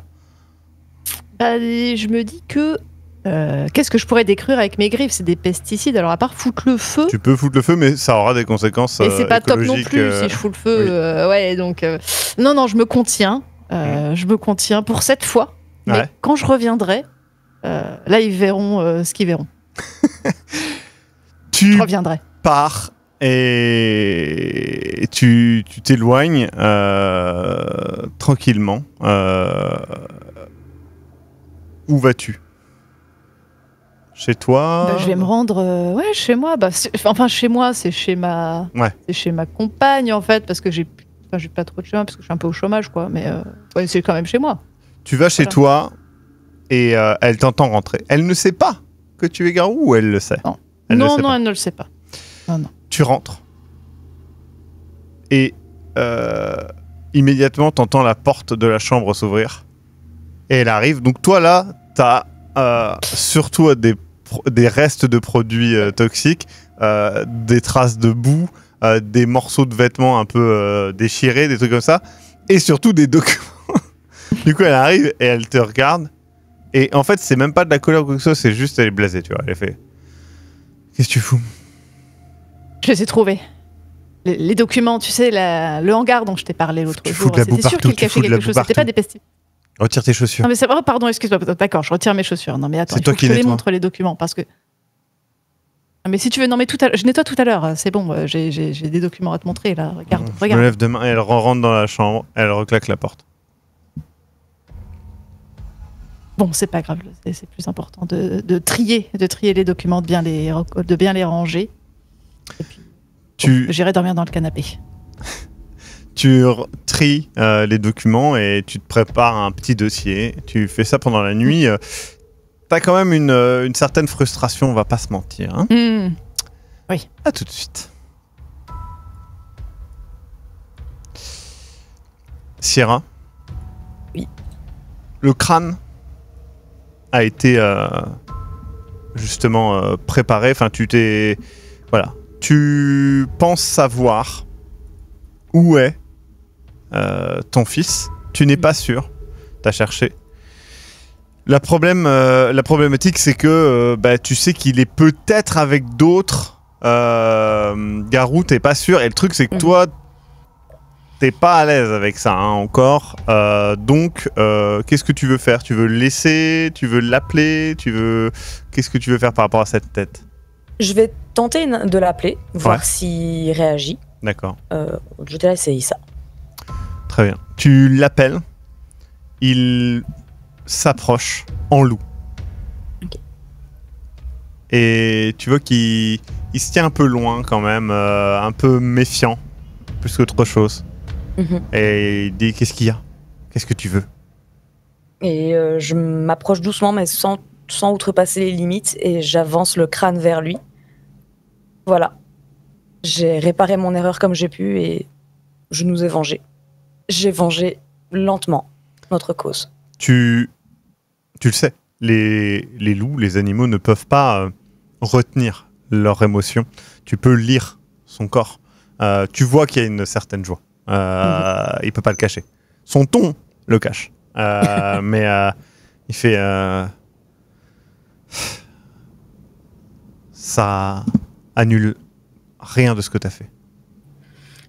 J'en suis consciente, mais c'est un premier pas. Si ça peut t'aider peut-être à me pardonner. Sache que moi, je ne me pardonnerai jamais pour ce que j'ai fait, pour ce que je n'ai pas fait. Mais si toi, tu peux apprendre à me pardonner grâce à ça, et si tu ne le fais pas, je comprendrai. On verra. Et il repart, mais encore une fois, son expression corporelle te montre du pardon. Maintenant... Et je garde cette information pour moi. Je lui fais pas la remarque. Ouais. Je me contente de ça. Ça me fait plaisir. Et ça m'apaise un petit peu. Tu passes quelques jours justement à te reposer. Et puis, tu ressens quelque chose. T'es en train de... Il est assez tard. Et cette nuit, les étoiles sont particulièrement brillantes. Tu ne sais pas ce qui se passe. Et tu sens quelque chose en toi. Quelque chose qui te demande de venir, qui t'attire. Tu n'as jamais ressenti un truc comme ça. Au début, je suis quand même assez méfiante parce que il s'est passé beaucoup de choses. Je dois encaisser toutes ces émotions. Je dois découvrir. Enfin, je dois apprendre à connaître tout ça. Ouais. Mais je finis par suivre cet appel. Encore une fois, sur la défensive. Quelle forme? Toujours loup. Très bien. Tu traverses les bois, les rivières, tu montes une colline. Tu sais qu'en contrebas, il y a Montessar, pas très loin, et tu arrives face à quelque chose d'unique. Et tu n'es pas seul. À tout de suite. Cédric, oui. Quelques temps passent, quelques jours. Tu prends tes habitudes, tu découvres un petit peu cette vie et malgré tout, malgré ces aides, malgré cette liberté, t'as toujours l'impression que t'avances sans trop savoir pourquoi. T'as déjà croisé d'autres garous, mais eux aussi étaient perdus. Et d'ailleurs, c'était du même hospice que le tien, enfin de la même tribu que le tienne. C'est comme ça que j'ai su ce que j'étais d'ailleurs. C'est ça, les rongeurs d'os. Ouais. Et alors que tu fais une introspection un petit peu par rapport à ça, tu te rends compte que tu ressens une sorte d'excitation, pas sexuelle, vraiment une excitation, quelque chose qui attire ton attention. Tu sais, tu sors comme si... je sais pas, c'est peut-être... Des fois, la lune te fait un peu ça, tu vois, mais... Ouais. c'est... Quand il y a personne et que je suis en pleine campagne et tout, j'aime hurler à la lune. C'est cool. Ça me fait du bien. Ouais. Là, c'est au loin, dans la forêt, dans les collines au-dessus de Montessar. Je vais y aller. Enfin, là, en vrai, j'ai passé les quelques derniers jours un peu à me faire un catalogue mental des têtes du coin, ceux qu'il faut connaître, ceux qu'il faut éviter, un petit peu savoir. Quand je me pose à un endroit, j'aime bien un peu savoir. Mais là, en vrai, j'y vais, quoi. J'ai pas grand-chose d'autre à faire. Sous quelle forme? Là, c'est dans la forêt, tu as dit, hein? Ouais. Ah bah, j'ai vu en en forme de loup en vrai. Enfin, D'accord. je suis né humain, mais j'ai pas de dégoût par rapport à ce que je suis. Et la forme de loup, c'est vraiment une forme que j'aime quand même beaucoup, quoi. Surtout quand c'est en nature, et quasiment pas de risque, j'y vais. Tu as l'impression, en avançant, que c'est une évidence, c'est un lieu où tu dois être. Tu traverses les forêts, C'est ça que je sentais, c'est pour ça que je suis venu ici. Enfin, je suis pas venu pour rien, de toute façon. les cours d'eau, tu montes un petit peu à travers quelques rochers, et puis face à toi, quelque chose d'absolument incroyable. Tu n'es pas seul. Hmm. Justine, tu passes ce temps à trier tes documents et puis tu te rends même pas compte que le jour se lève, tu repasses le reste de ta journée à dormir, tu te réveilles le soir, une engueulade, encore une fois, avec Louise. Et finalement, Oui, c'est tu des broutilles, elle s'en remettra. es en pleine nuit et t'as un étrange sentiment en toi. En fait, depuis longtemps, t'as l'impression d'être incomplète. Tu te demandes est-ce que c'est à cause de, justement, de ta compagne? Est-ce que c'est à cause de toi?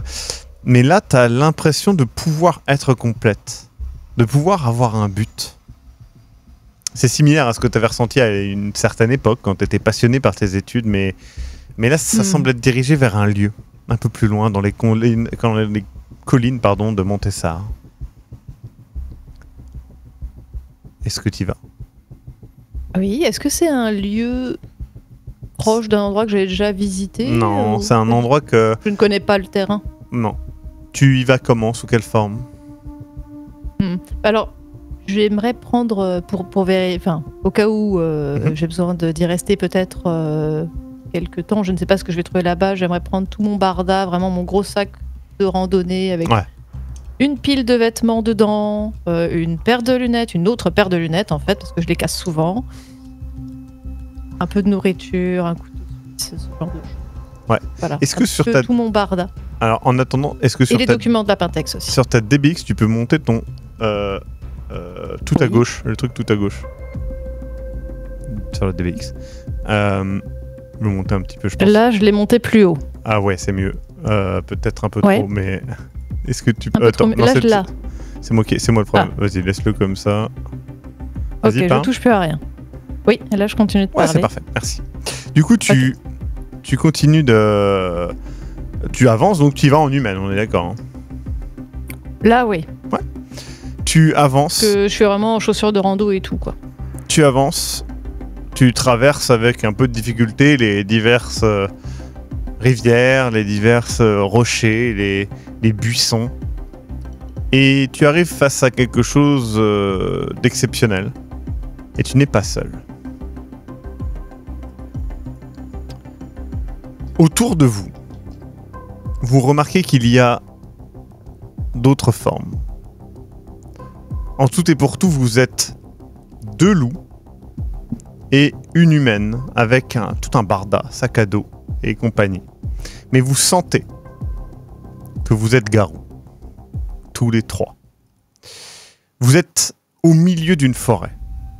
Une zone oubliée. Oubliée depuis très longtemps. Au milieu de cette zone, 3 énormes peupliers noirs dont les branches s'entremêlent. Ils sont gigantesques. Et ils semblent presque irradier à travers l'Umbra. Justine, Cédric, l'Umbra est quelque chose que vous avez perçu plus d'une fois, mais qui vous fait un peu peur. Sierra, tu ne le connais pas vraiment.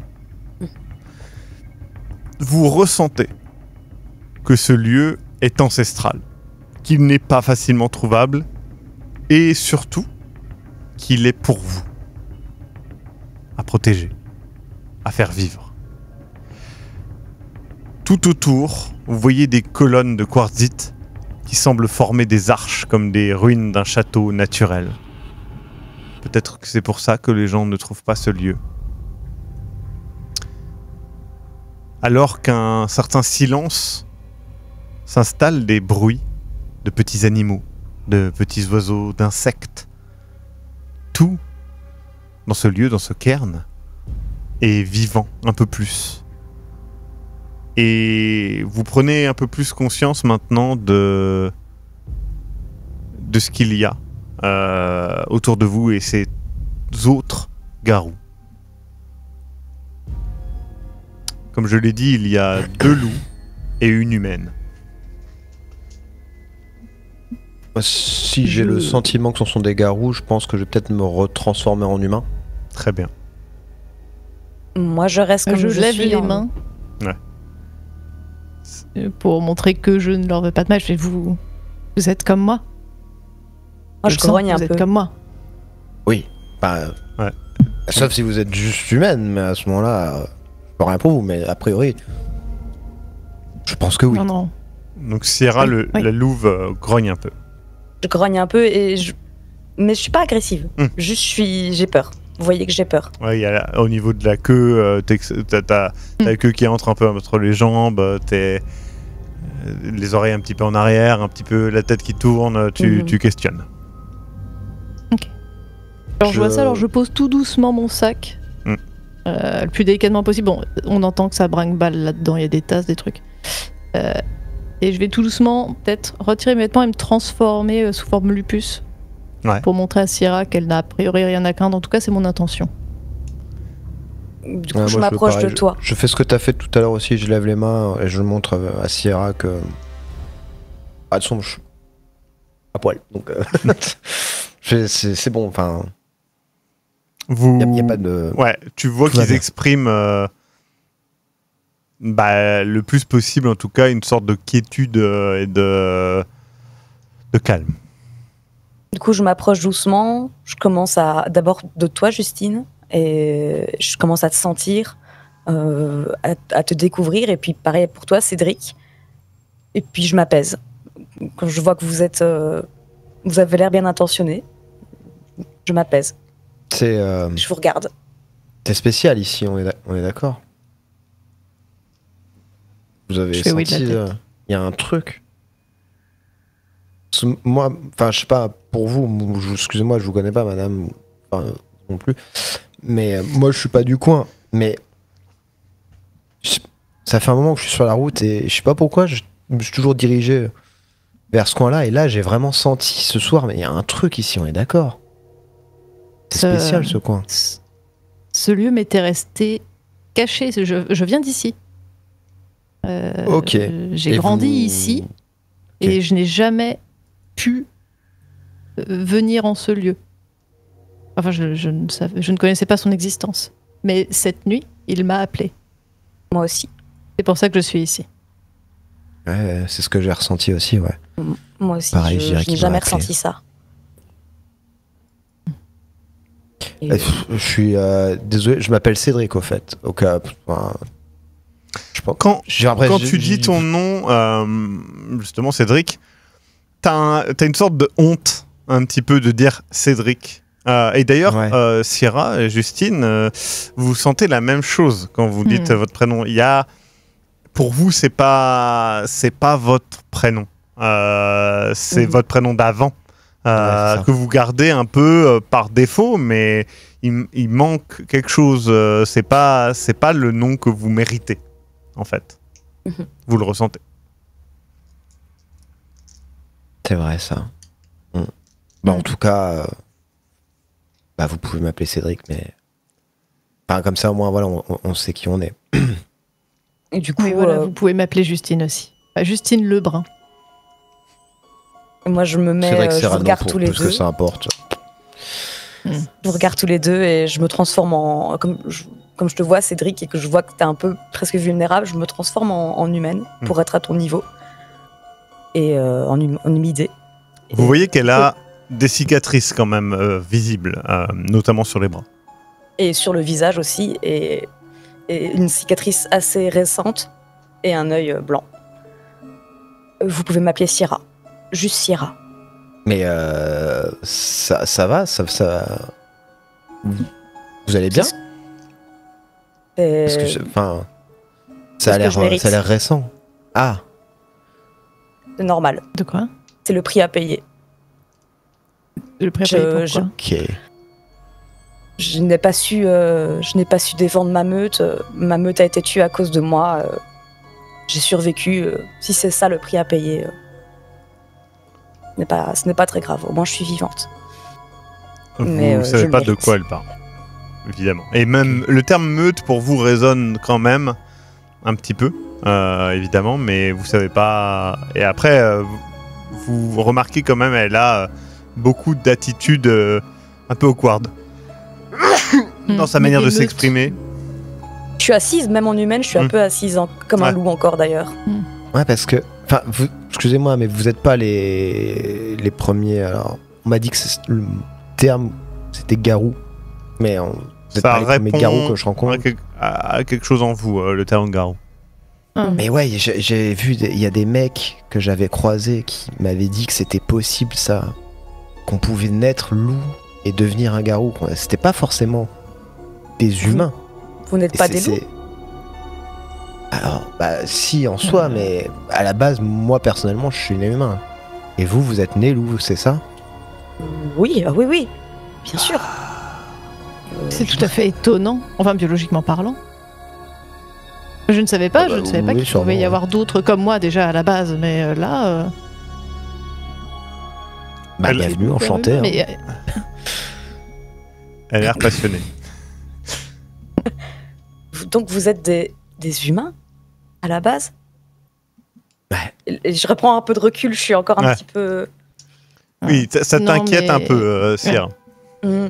évidemment. humain, oui, mais j'ai l'impression. Enfin, je sais pas si ça le fait aussi pour. On peut se tutoyer, Cédric? Pour Ah, toi, moi, mais. moi, je me j'ai- sens mieux j'ai quand je l'impression tutoie tout le d'être- monde. Sierra, de t'as moins en jamais moins. compris ça. Tu comprends pas ce que c'est tutoyer, vous voyez, Je comprends pas, non. Ouais, je disais, j'ai l'impression d'être de moins en moins. Je me sens de moins en moins intégré dans notre société, de moins en moins humain. Ah, ben on est deux alors. Enfin, moi, ça fait un moment, mais ouais, on est deux. Ah, on est bien deux. Peut-être une bonne chose, Ah, oui, je pense. sans aucun doute. Sans aucun doute. Enfin, après, je prêche pour ma paroisse, mais sans aucun doute. Vous... Bon, Je sais pas.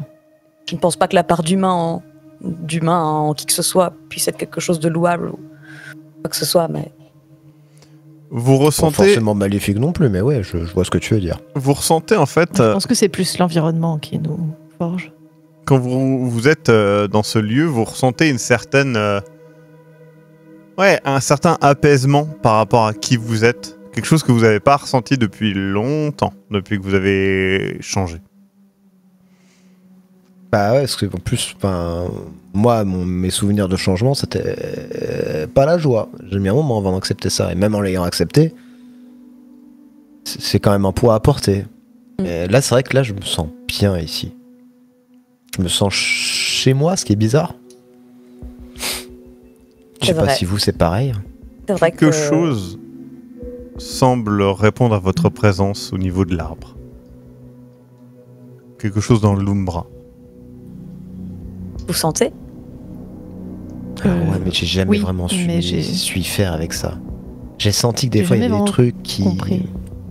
Avec ça, moi, non, moi non plus. Je ne connais pas tout ça. Enfin, Bah, tu Ça sais, des a fois, résisté à toutes t'es mes là, t'es dans le tentatives monde d'échantillonnage. physique.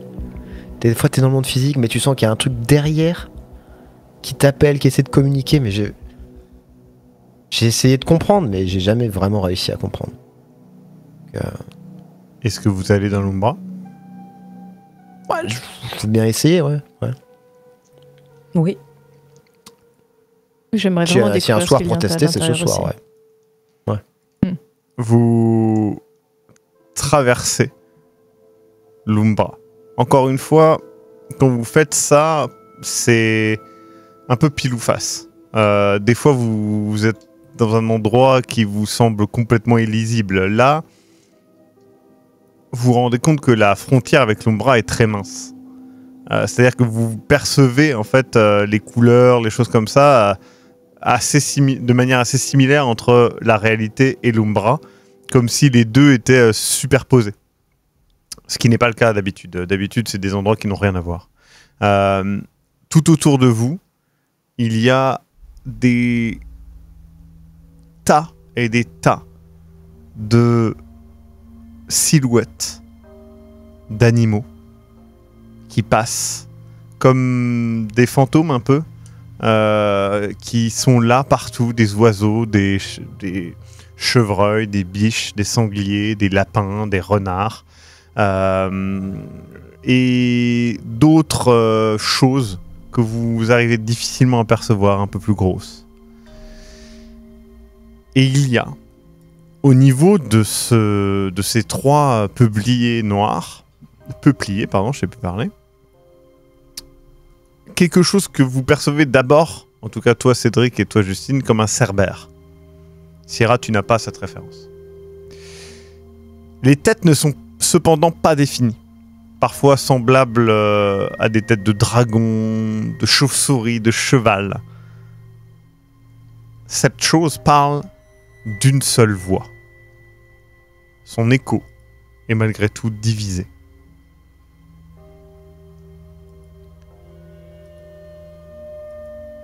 Elle vous parle. Qui êtes-vous ?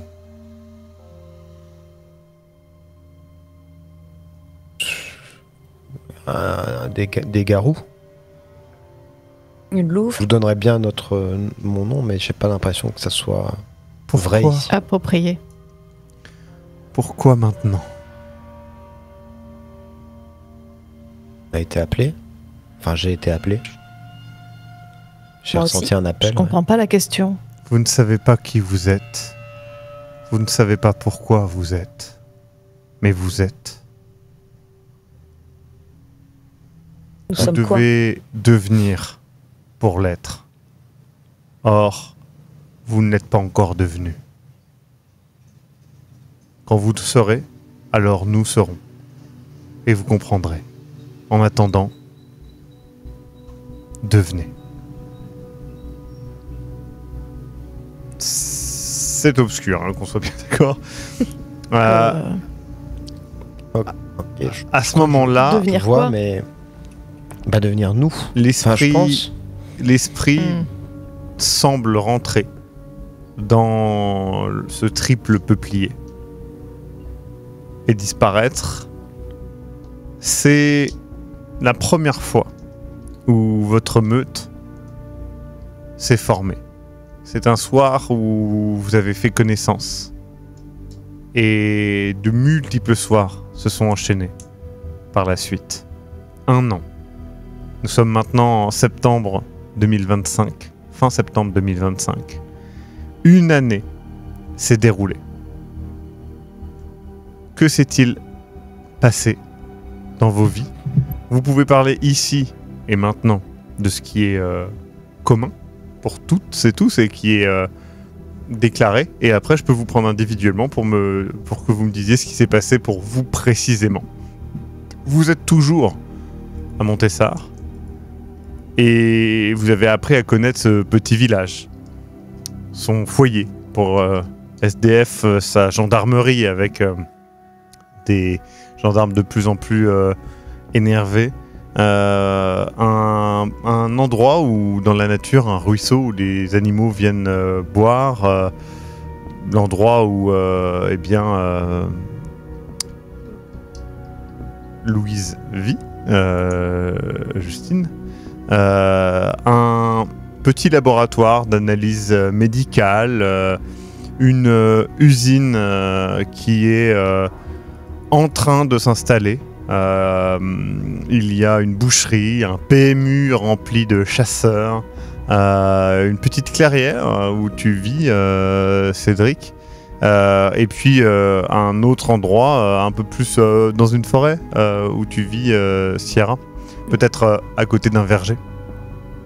Une petite asso naturaliste, ou naturaliste, on le dit bien, où Justine, tu sers parfois de guide, une église, une mairie.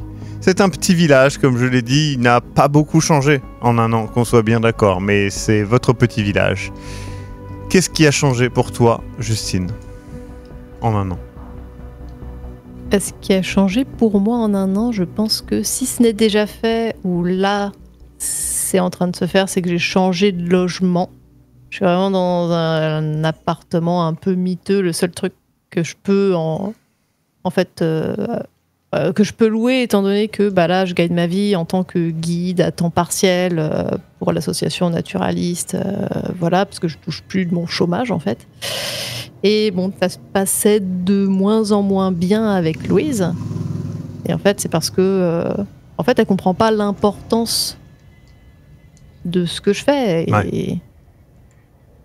Et ça me fait du mal, mais je peux pas m'en empêcher. Parce que c'est trop important, je peux pas laisser faire ce qui se passe. Voilà, alors sur les murs de la mairie, on peut peut-être voir à moitié déchirés sûrement par les employés municipaux qui n'en peuvent plus des tracts où Justine a dû dénoncer, ont dû photocopier les documents qu'elle a trouvés dans les locaux de t'as une petite aura, etc. T'as une petite aura. Alors, est-ce que tu le fais sous ton nom ou est-ce que tu le fais de manière un petit peu cachée, ce côté contestataire? Alors, sous un alias je dirais peut-être un alias, oui. T'as une idée de nom? Est-ce que j'ai une idée d'alias? Je te laisse réfléchir. Pendant ce temps-là, Oui. Cédric, que s'est-il passé pendant un an? Du coup, comme tu l'as dit, je me suis installé, j'ai posé un peu le peu de barda que j'ai dans une clairière vraiment tranquille dans la forêt, donc pas très loin de cet endroit un peu spécial, mais pour l'instant, je me sens pas digne d'y être chez moi. Je m'y sens chez moi, mais je m'y sens pas digne. Je me suis posé là, j'ai continué à entretenir des bons liens avec la personne qui s'occupe donc du foyer de SDF. Ouais. J'essaie de faire en sorte qu'ils soient pas trop exploités, ces pauvres gens. Et après, je leur dis quand même que, ok, c'est bien d'avoir un endroit où retomber sur ses pattes, c'est cool. Par contre, vraiment, faut commencer à accepter que revenir dans la société, c'est juste impossible et que c'est pas une mauvaise chose de plus y être. Normalement, faut prendre son envol et se dire genre, ok, en fait, c'est pas de ton fait, mais t'as été libéré. Donc j'essaie de faire passer le message un peu à ceux qui sont réceptifs. Pas facile. Oui, non. Je me frite toujours un peu avec les gendarmes. C'est bien, on s'aime pas, ça me fait plaisir. Ça, par contre, j'avoue que les faire chier, c'est un peu mon plaisir coupable. Par contre, du coup, j'aide Justine à un petit peu fouiller un peu dans les documents qu'elle a et tout. Parce que, mine de rien, j'ai quand même une expérience des papiers et des comptables et des chiffres. Et si je peux un petit peu aider à faire un peu la lumière, à essayer d'un peu de tirer un peu sur les fils du fric, ça je l'aide. J'avoue que ça je l'aide bien.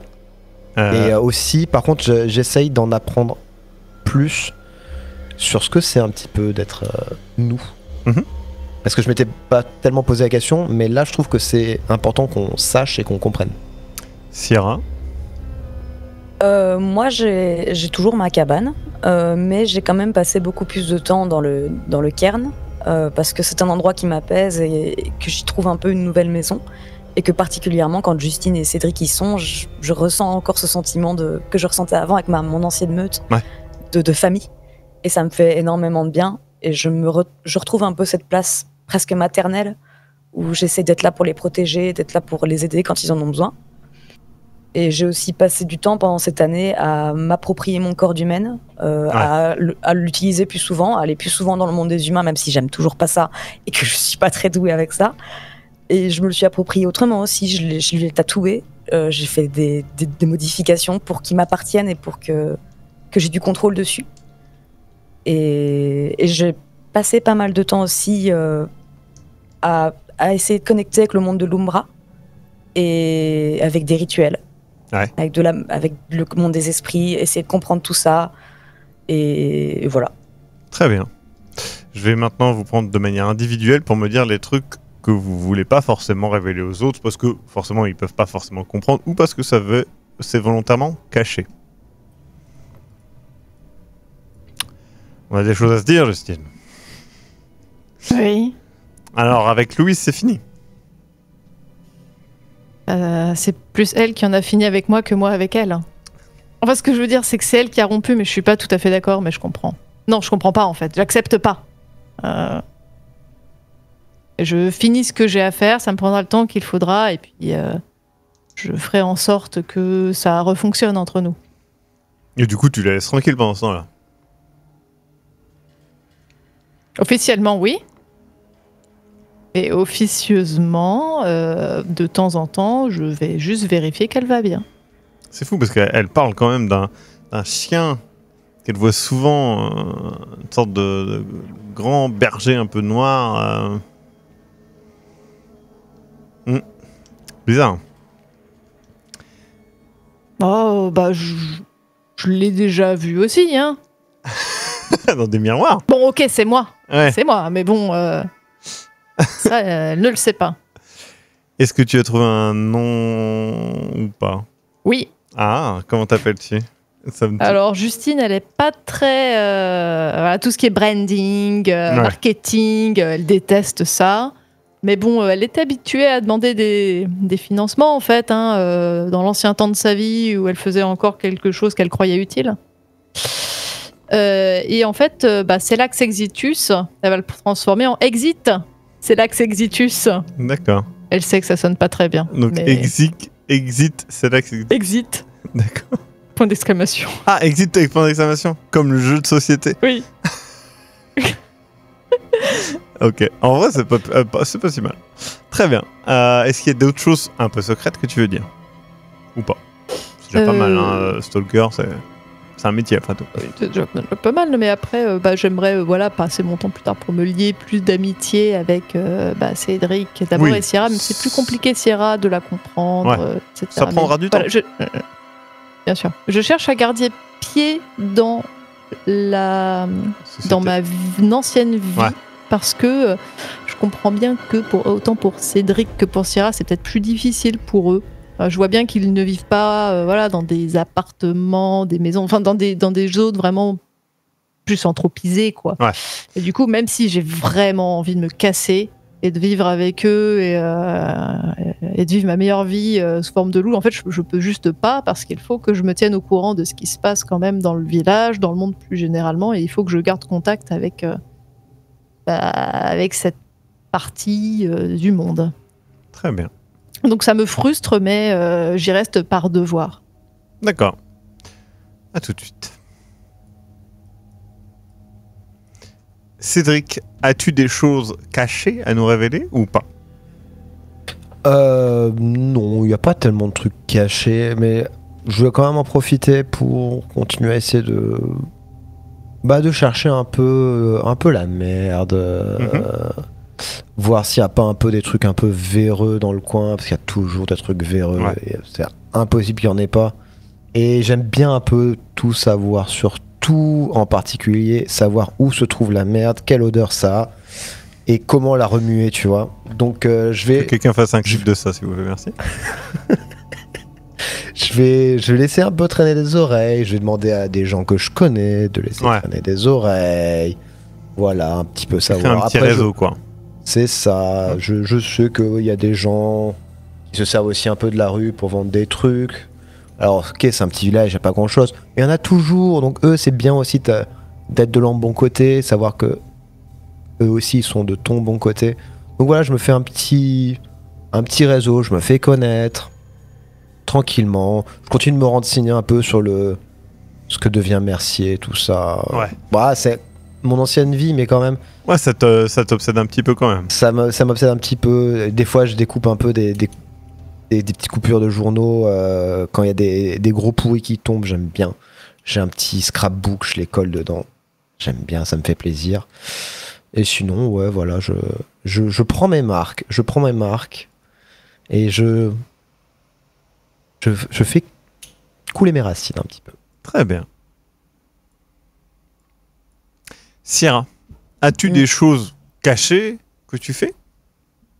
Je pense que... Alors, ils sont au courant de la présence d'Aléa. Ils savent que j'ai encore une fille qui est vivante. Ils savent aussi pour Tolis. Par contre, les moments où je vais voir Aléa, parce que je continue de la surveiller, je le fais dans la plus grande discrétion, parce que j'ai pas envie que quoi que ce soit puisse aller vers elle. C'est pas que je leur fais pas confiance.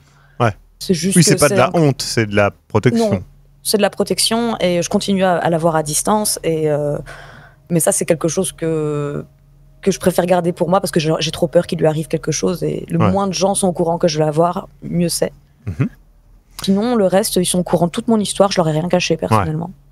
T'apprends justement certaines choses sur le fait que il y a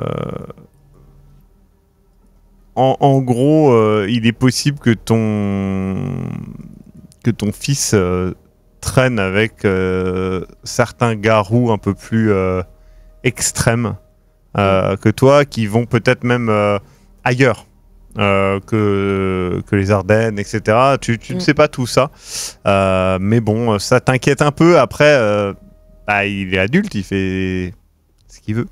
Oui, et je vais pas essayer de reprendre contact avec lui. Je considère que maintenant, s'il veut faire le pas vers moi, il le fera. Et Ouais. donc, effectivement, c'est sa vie maintenant.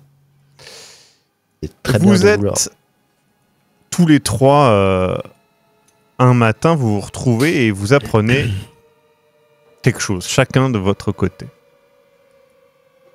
Des randonneurs ont été retrouvés dans la forêt, dans une partie de la forêt qui n'est pas extrêmement loin de votre cairn. Et ils ont tous été tués et déchiquetés. Or, vous l'apprenez par le biais de panneaux à Montessart, des chasseurs qui veulent organiser une battue, car pour eux, ce sont des loups qui ont fait cela. Et s'ils organisent la battue, il y a des chances, selon vous, qu'ils trouvent le cairn, mais aussi qu'ils tuent énormément d'animaux, mais surtout, vous le savez.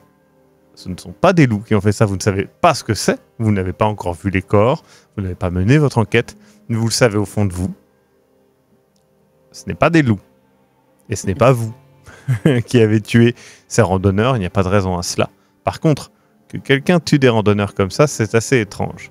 Je vous précise quelque chose, c'est que vous avez tous les trois entendu parler, alors peut-être que quelqu'un réagira à ça là, mais voilà, vous avez tous les trois entendu parler du tueur aux dents. Ouais. Il y a eu de cela à peu près 1 an, un tueur qui a tué un noble du coin et une prostituée, qui les a décapités, qui a pris la tête qui n'a jamais été retrouvée du noble et qui a mis en fait les dents de la prostituée autour de sa tête comme une sorte de couronne, de manière un peu ritualistique. J'ai entendu parler de ça. C'est le meurtre le plus choquant qu'il y a eu du coin. Il n'y en a pas eu d'autres des meurtres du meurtrier aux dents Non. Depuis Non. Ok. Ça, Alors, c'est 2 bizarre. secondes, excusez-moi, parce que je viens de voir un truc. T'en parles ou pas? Il me fait hésiter. C'est toi qui vois, ça a aucun problème, moi je m'en fous, c'est toi qui vois. En vrai, non. Je pense que comme c'est une mauvaise habitude, c'est quelque chose. Ouais, Là, tu pour caches. le coup, j'en ai un peu honte. Donc, ouais, non. Ok, très bien. Les C'est un randonneurs, autre meurtre. pas pour l'autre. Vous voyez donc ça, donc c'est vrai que le lien est faisable, et surtout il y a quand même des similitudes dans les deux. Alors, dans ce qui est rapporté des meurtres des randonneurs, dans le sens qu'ils ont été déchiquetés. Or, le cadavre. Alors, les cadavres du tueur aux dents, c'est pas pareil, parce qu'en fait, le noble a été retrouvé décapité, on n'a plus sa tête, mais tous les membres ont été arrachés les uns après les autres. Tandis que la prostituée a eu juste la tête arrachée et ses dents mis autour de sa tête comme une couronne. Là où le noble, comme j'ai dit, sa tête, on ne sait pas où elle est. Là, les randonneurs, il n'y a pas marqué ça. Il n'y a pas le côté. C'est pour ça que les gens ne le rattachent pas au tueur aux dents, parce que il n'y a pas ce côté ritualistique, il y a un côté animalistique. Donc, Ouais, mais c'est des conneries. Enfin, c'est pas un animal sauvage qui a fait ça. C'est bon. Ah bah, Pas certainement pas. suffisamment de temps. Ouais, mais oui, mais surtout. je pense Oui, que non. ferait- on Les- ferait les jamais loups, ça. ça n'attaque pas l'humain. Bien sûr Ouais, que non. Non, c'est pas bon. il Déjà. va donc, ravi de l'apprendre. pour vous, falloir mener l'enquête. Et c'est ce que vous allez faire dès la semaine prochaine, lors de l'épisode 2 de notre campagne Werewolf, l'Apocalypse. Nous avons fini l'intro de vos personnages, vous êtes rentrés dans l'intrigue principale. Qui a tué ce randonneur? Est-ce que ça va impacter votre meute, votre cairn? Qu'est-ce que ce cairn étrange? Est-ce que vous allez connaître d'autres garous, la société garou? Et qui est cet étrange tueur aux dents? Et pareil, vous avez... alors, Justine, du coup, signe ses tracts, vous le savez, par exit, avec un point d'exclamation. Je pense qu'elle vous parle du fait que elle est contre une entreprise qui s'appelle Cellarixitus, qui est une branche de Pentex France. Donc ça, vous le savez quand même. Hein, donc voilà. Et bien voilà, mesdames et messieurs, nous avons fini notre premier épisode. Donc les épisodes suivants seront peut-être un peu plus longs, je pense. C'est justement pour ça que je voulais arrêter là, parce que je sais que les premiers épisodes, généralement, j'aime bien cadrer, comme ça la fois d'après, vous pouvez faire ce que vous le voulez.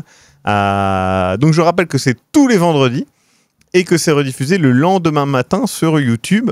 Je rappelle que c'est produit par Arcane Asylum Publishing, et je rappelle que le jeu de rôle Werewolf est disponible à l'achat sur Philibert notamment.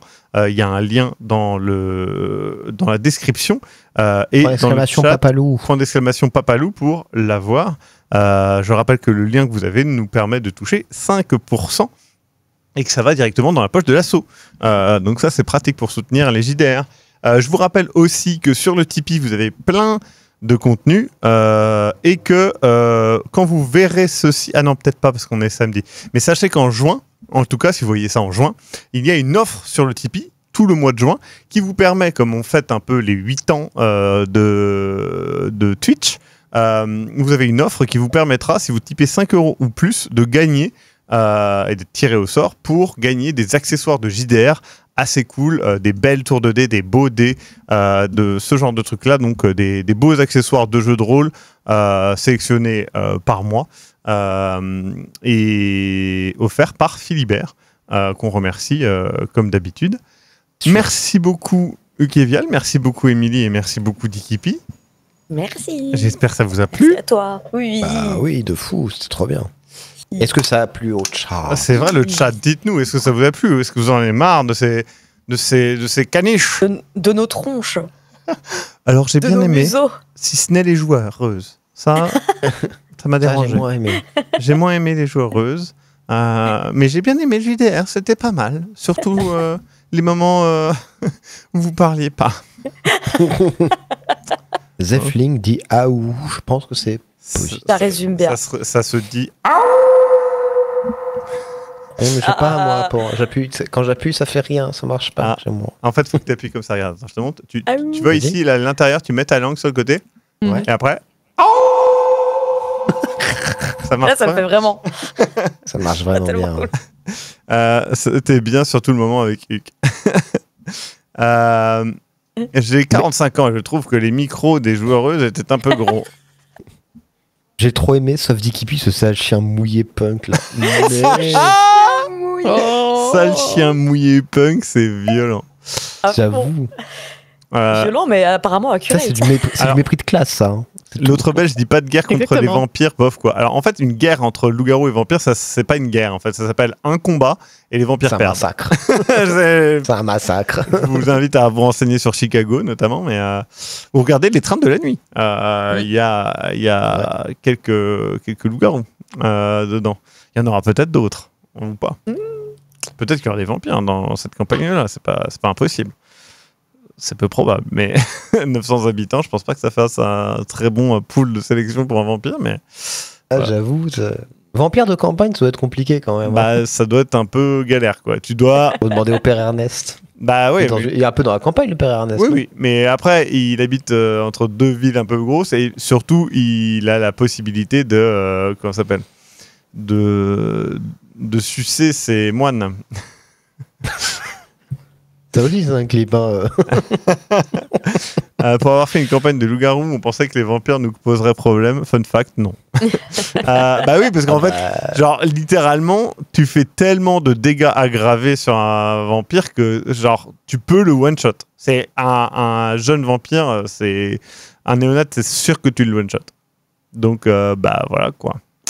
Un vampire de campagne, il mange du chasseur et du lapin. Je sais pas si tu peux manger des... Enfin, après, tu peux faire ton truc où tu peux prendre le sang des animaux. Et à ce moment-là, ouais, tu peux peut-être te faire un vampire très animal, quoi.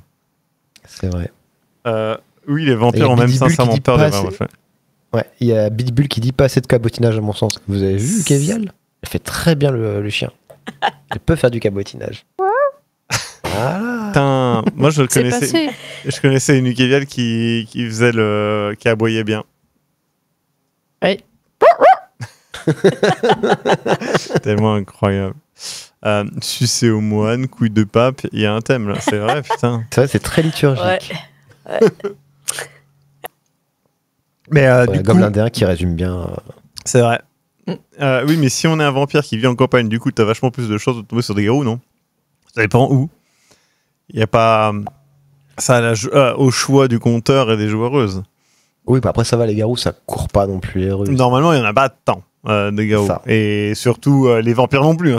Soit dit en passant, je rappelle, c'est un vampire par quelque chose comme... je crois que c'est un vampire par 100 000 habitants. Oh. C'est pas beaucoup. La Ah, statistique, bah. c'est ça. Pas tant Donc, que ça. c'est vraiment pas beaucoup, normalement. Et il y a des Combien gens... d'habitants dans notre petit village, très charmant au demeurant? Il y a 900 habitants, donc voilà quoi. Il peut y en avoir un, jusqu'à 100 000. On a 1/100 de vampire. Ouais. Un doigt de pied. C'est une dent. Tu Le te plantes dessus. saviez-vous? C'est ça les dents. Eh oui. Putain. Depuis le début, c'est compte vampire. Le saviez-vous, Ukevial était à Canidé au début de sa vie? Oui, elle est née Canidé. Dikipé est né... Je suis un garou reverse. Ouais. Vas-y, je suis né quoi? Vas-y, va au bout de ta phrase en fait. Qu'est-ce qu'il y a? Dans le sud. Tout à fait. Voilà.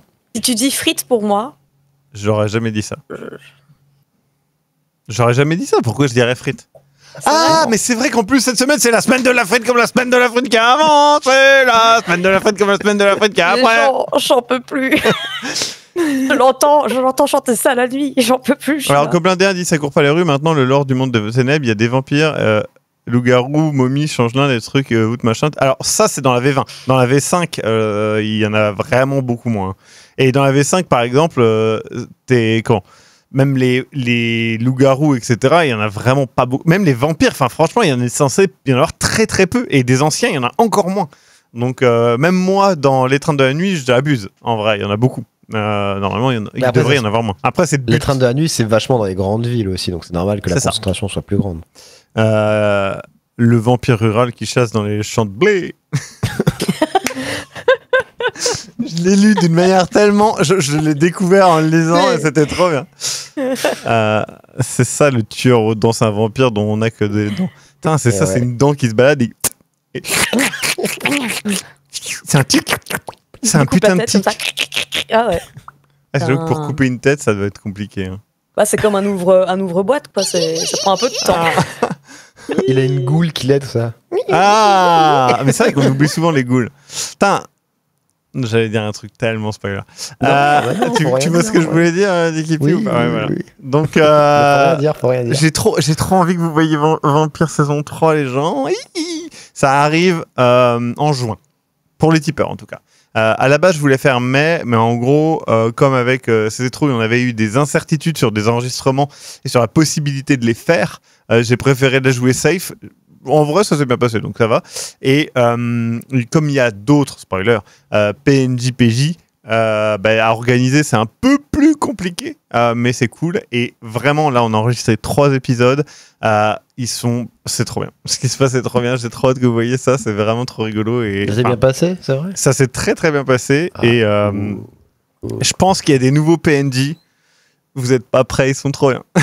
Trop bien. Et je pense qu'il y a un épisode là, hein, qui va vous faire très plaisir. Ça pense à... Ouais. Et je pense qu'il y a un épisode qui va vous faire extrêmement plaisir. Mais vous verrez.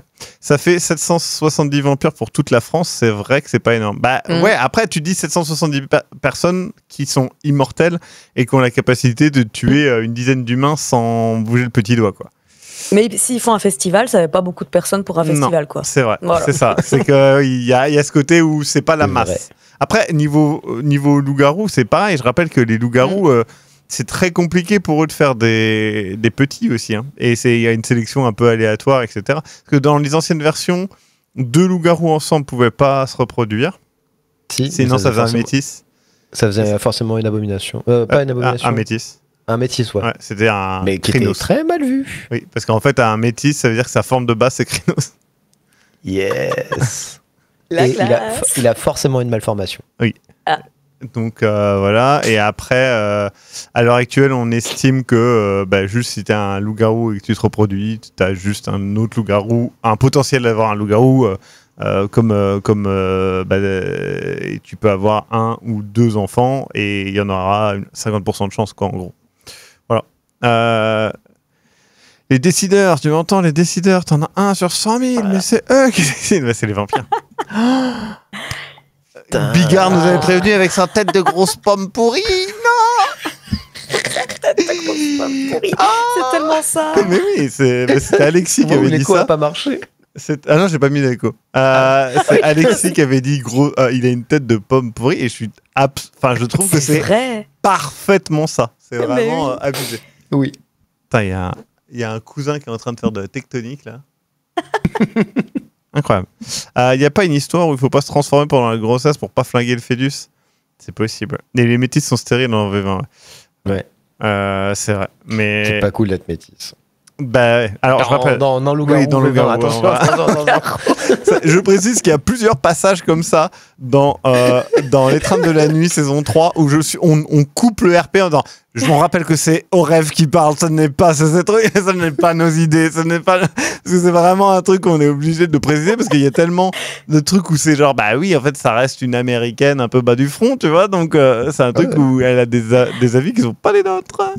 Les gens, je vous rappelle que ce soir, samedi soir, nous faisons un délicieux live Globy Horror sur Arctic Eggs, un jeu extrêmement étrange où nous allons cuire des œufs ou du bacon ou des cigarettes ou des balles. Mon plat préféré. Les cigarettes? Ouais, elle se fait toujours cuire. T'as jamais vu? Un fait bon tout- bol de clope, Ouais, là. un bon bol de clope. Avec du lait. Ah Crunch, crunch. Et du coup, ça a l'air très très bizarre ce jeu. Donc c'est ce soir, on le fait en entier. Ça va être à la cool, je pense, comme live. Dimanche soir, live JDR. J'ai toujours pas décidé, faut que je me choisisse parce qu'en fait j'ai 2 scénarios qui sont bien, mais du coup, faut que je finisse de les lire intégralement pour être sûr.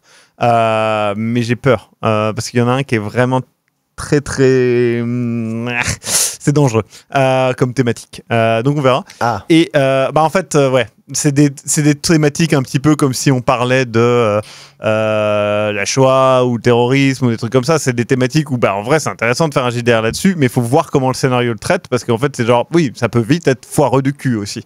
Donc le but, c'est de pas traiter un truc foireux. Un bon bol de clopopop. Clopopa. Live cloporte. J'y pensais. Yum, yum, yum.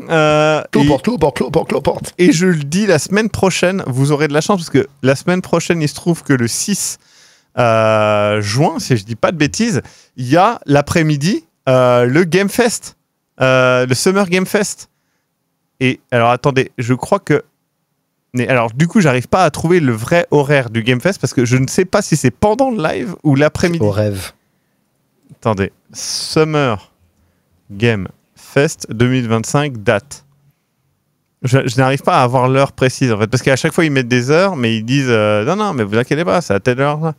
Attendez, il y a le journal du geek, ça a l'air d'être un site. C'est à 23h heure française. Parce qu'ils ont mis plein de dates et il n'y en avait aucune. Putain, ça fait chier. Ça se fait. Ah ouais, non, 23h. Ah bah non, c'est vendredi. Ah bah non, ça se fait pas, non. Dommage. Du coup, Pas grave, on mettra un commence le petit live à carré. 17h. On mettra un petit carré en bas à gauche. Non. Non, mais du coup, en vrai, ce qu'on peut faire, par contre, si ça vous le dit, c'est que moi, je peux enchaîner après avec où on re-regarde la rediff ensemble, parce que de toute façon on aura regardé le live Werewolf tous ensemble, donc on ne saura pas les annonces et on découvrira ça. Mais par contre, je regarde, il y a le Future Game Show 22h le 7, donc le samedi, donc ça peut être intéressant. Il y a le Game Show à 19h le dimanche et le PC Gaming Show, ça j'aimerais bien le voir quand même, à 21h le dimanche. Ah ouais, ça fait chier ça. Ok, bah on verra. Sur ce, bisous partout encore. Merci Ukevial, merci Dikipi, merci Émilie. Merci. Merci Arcane Asylum et merci tous les gens qui ont regardé. N'oubliez pas d'aller commenter la version YouTube si vous pouvez, ça nous soutient énormément. Bisous partout. Bisous les gens. Bisous Bonne nuit. partout.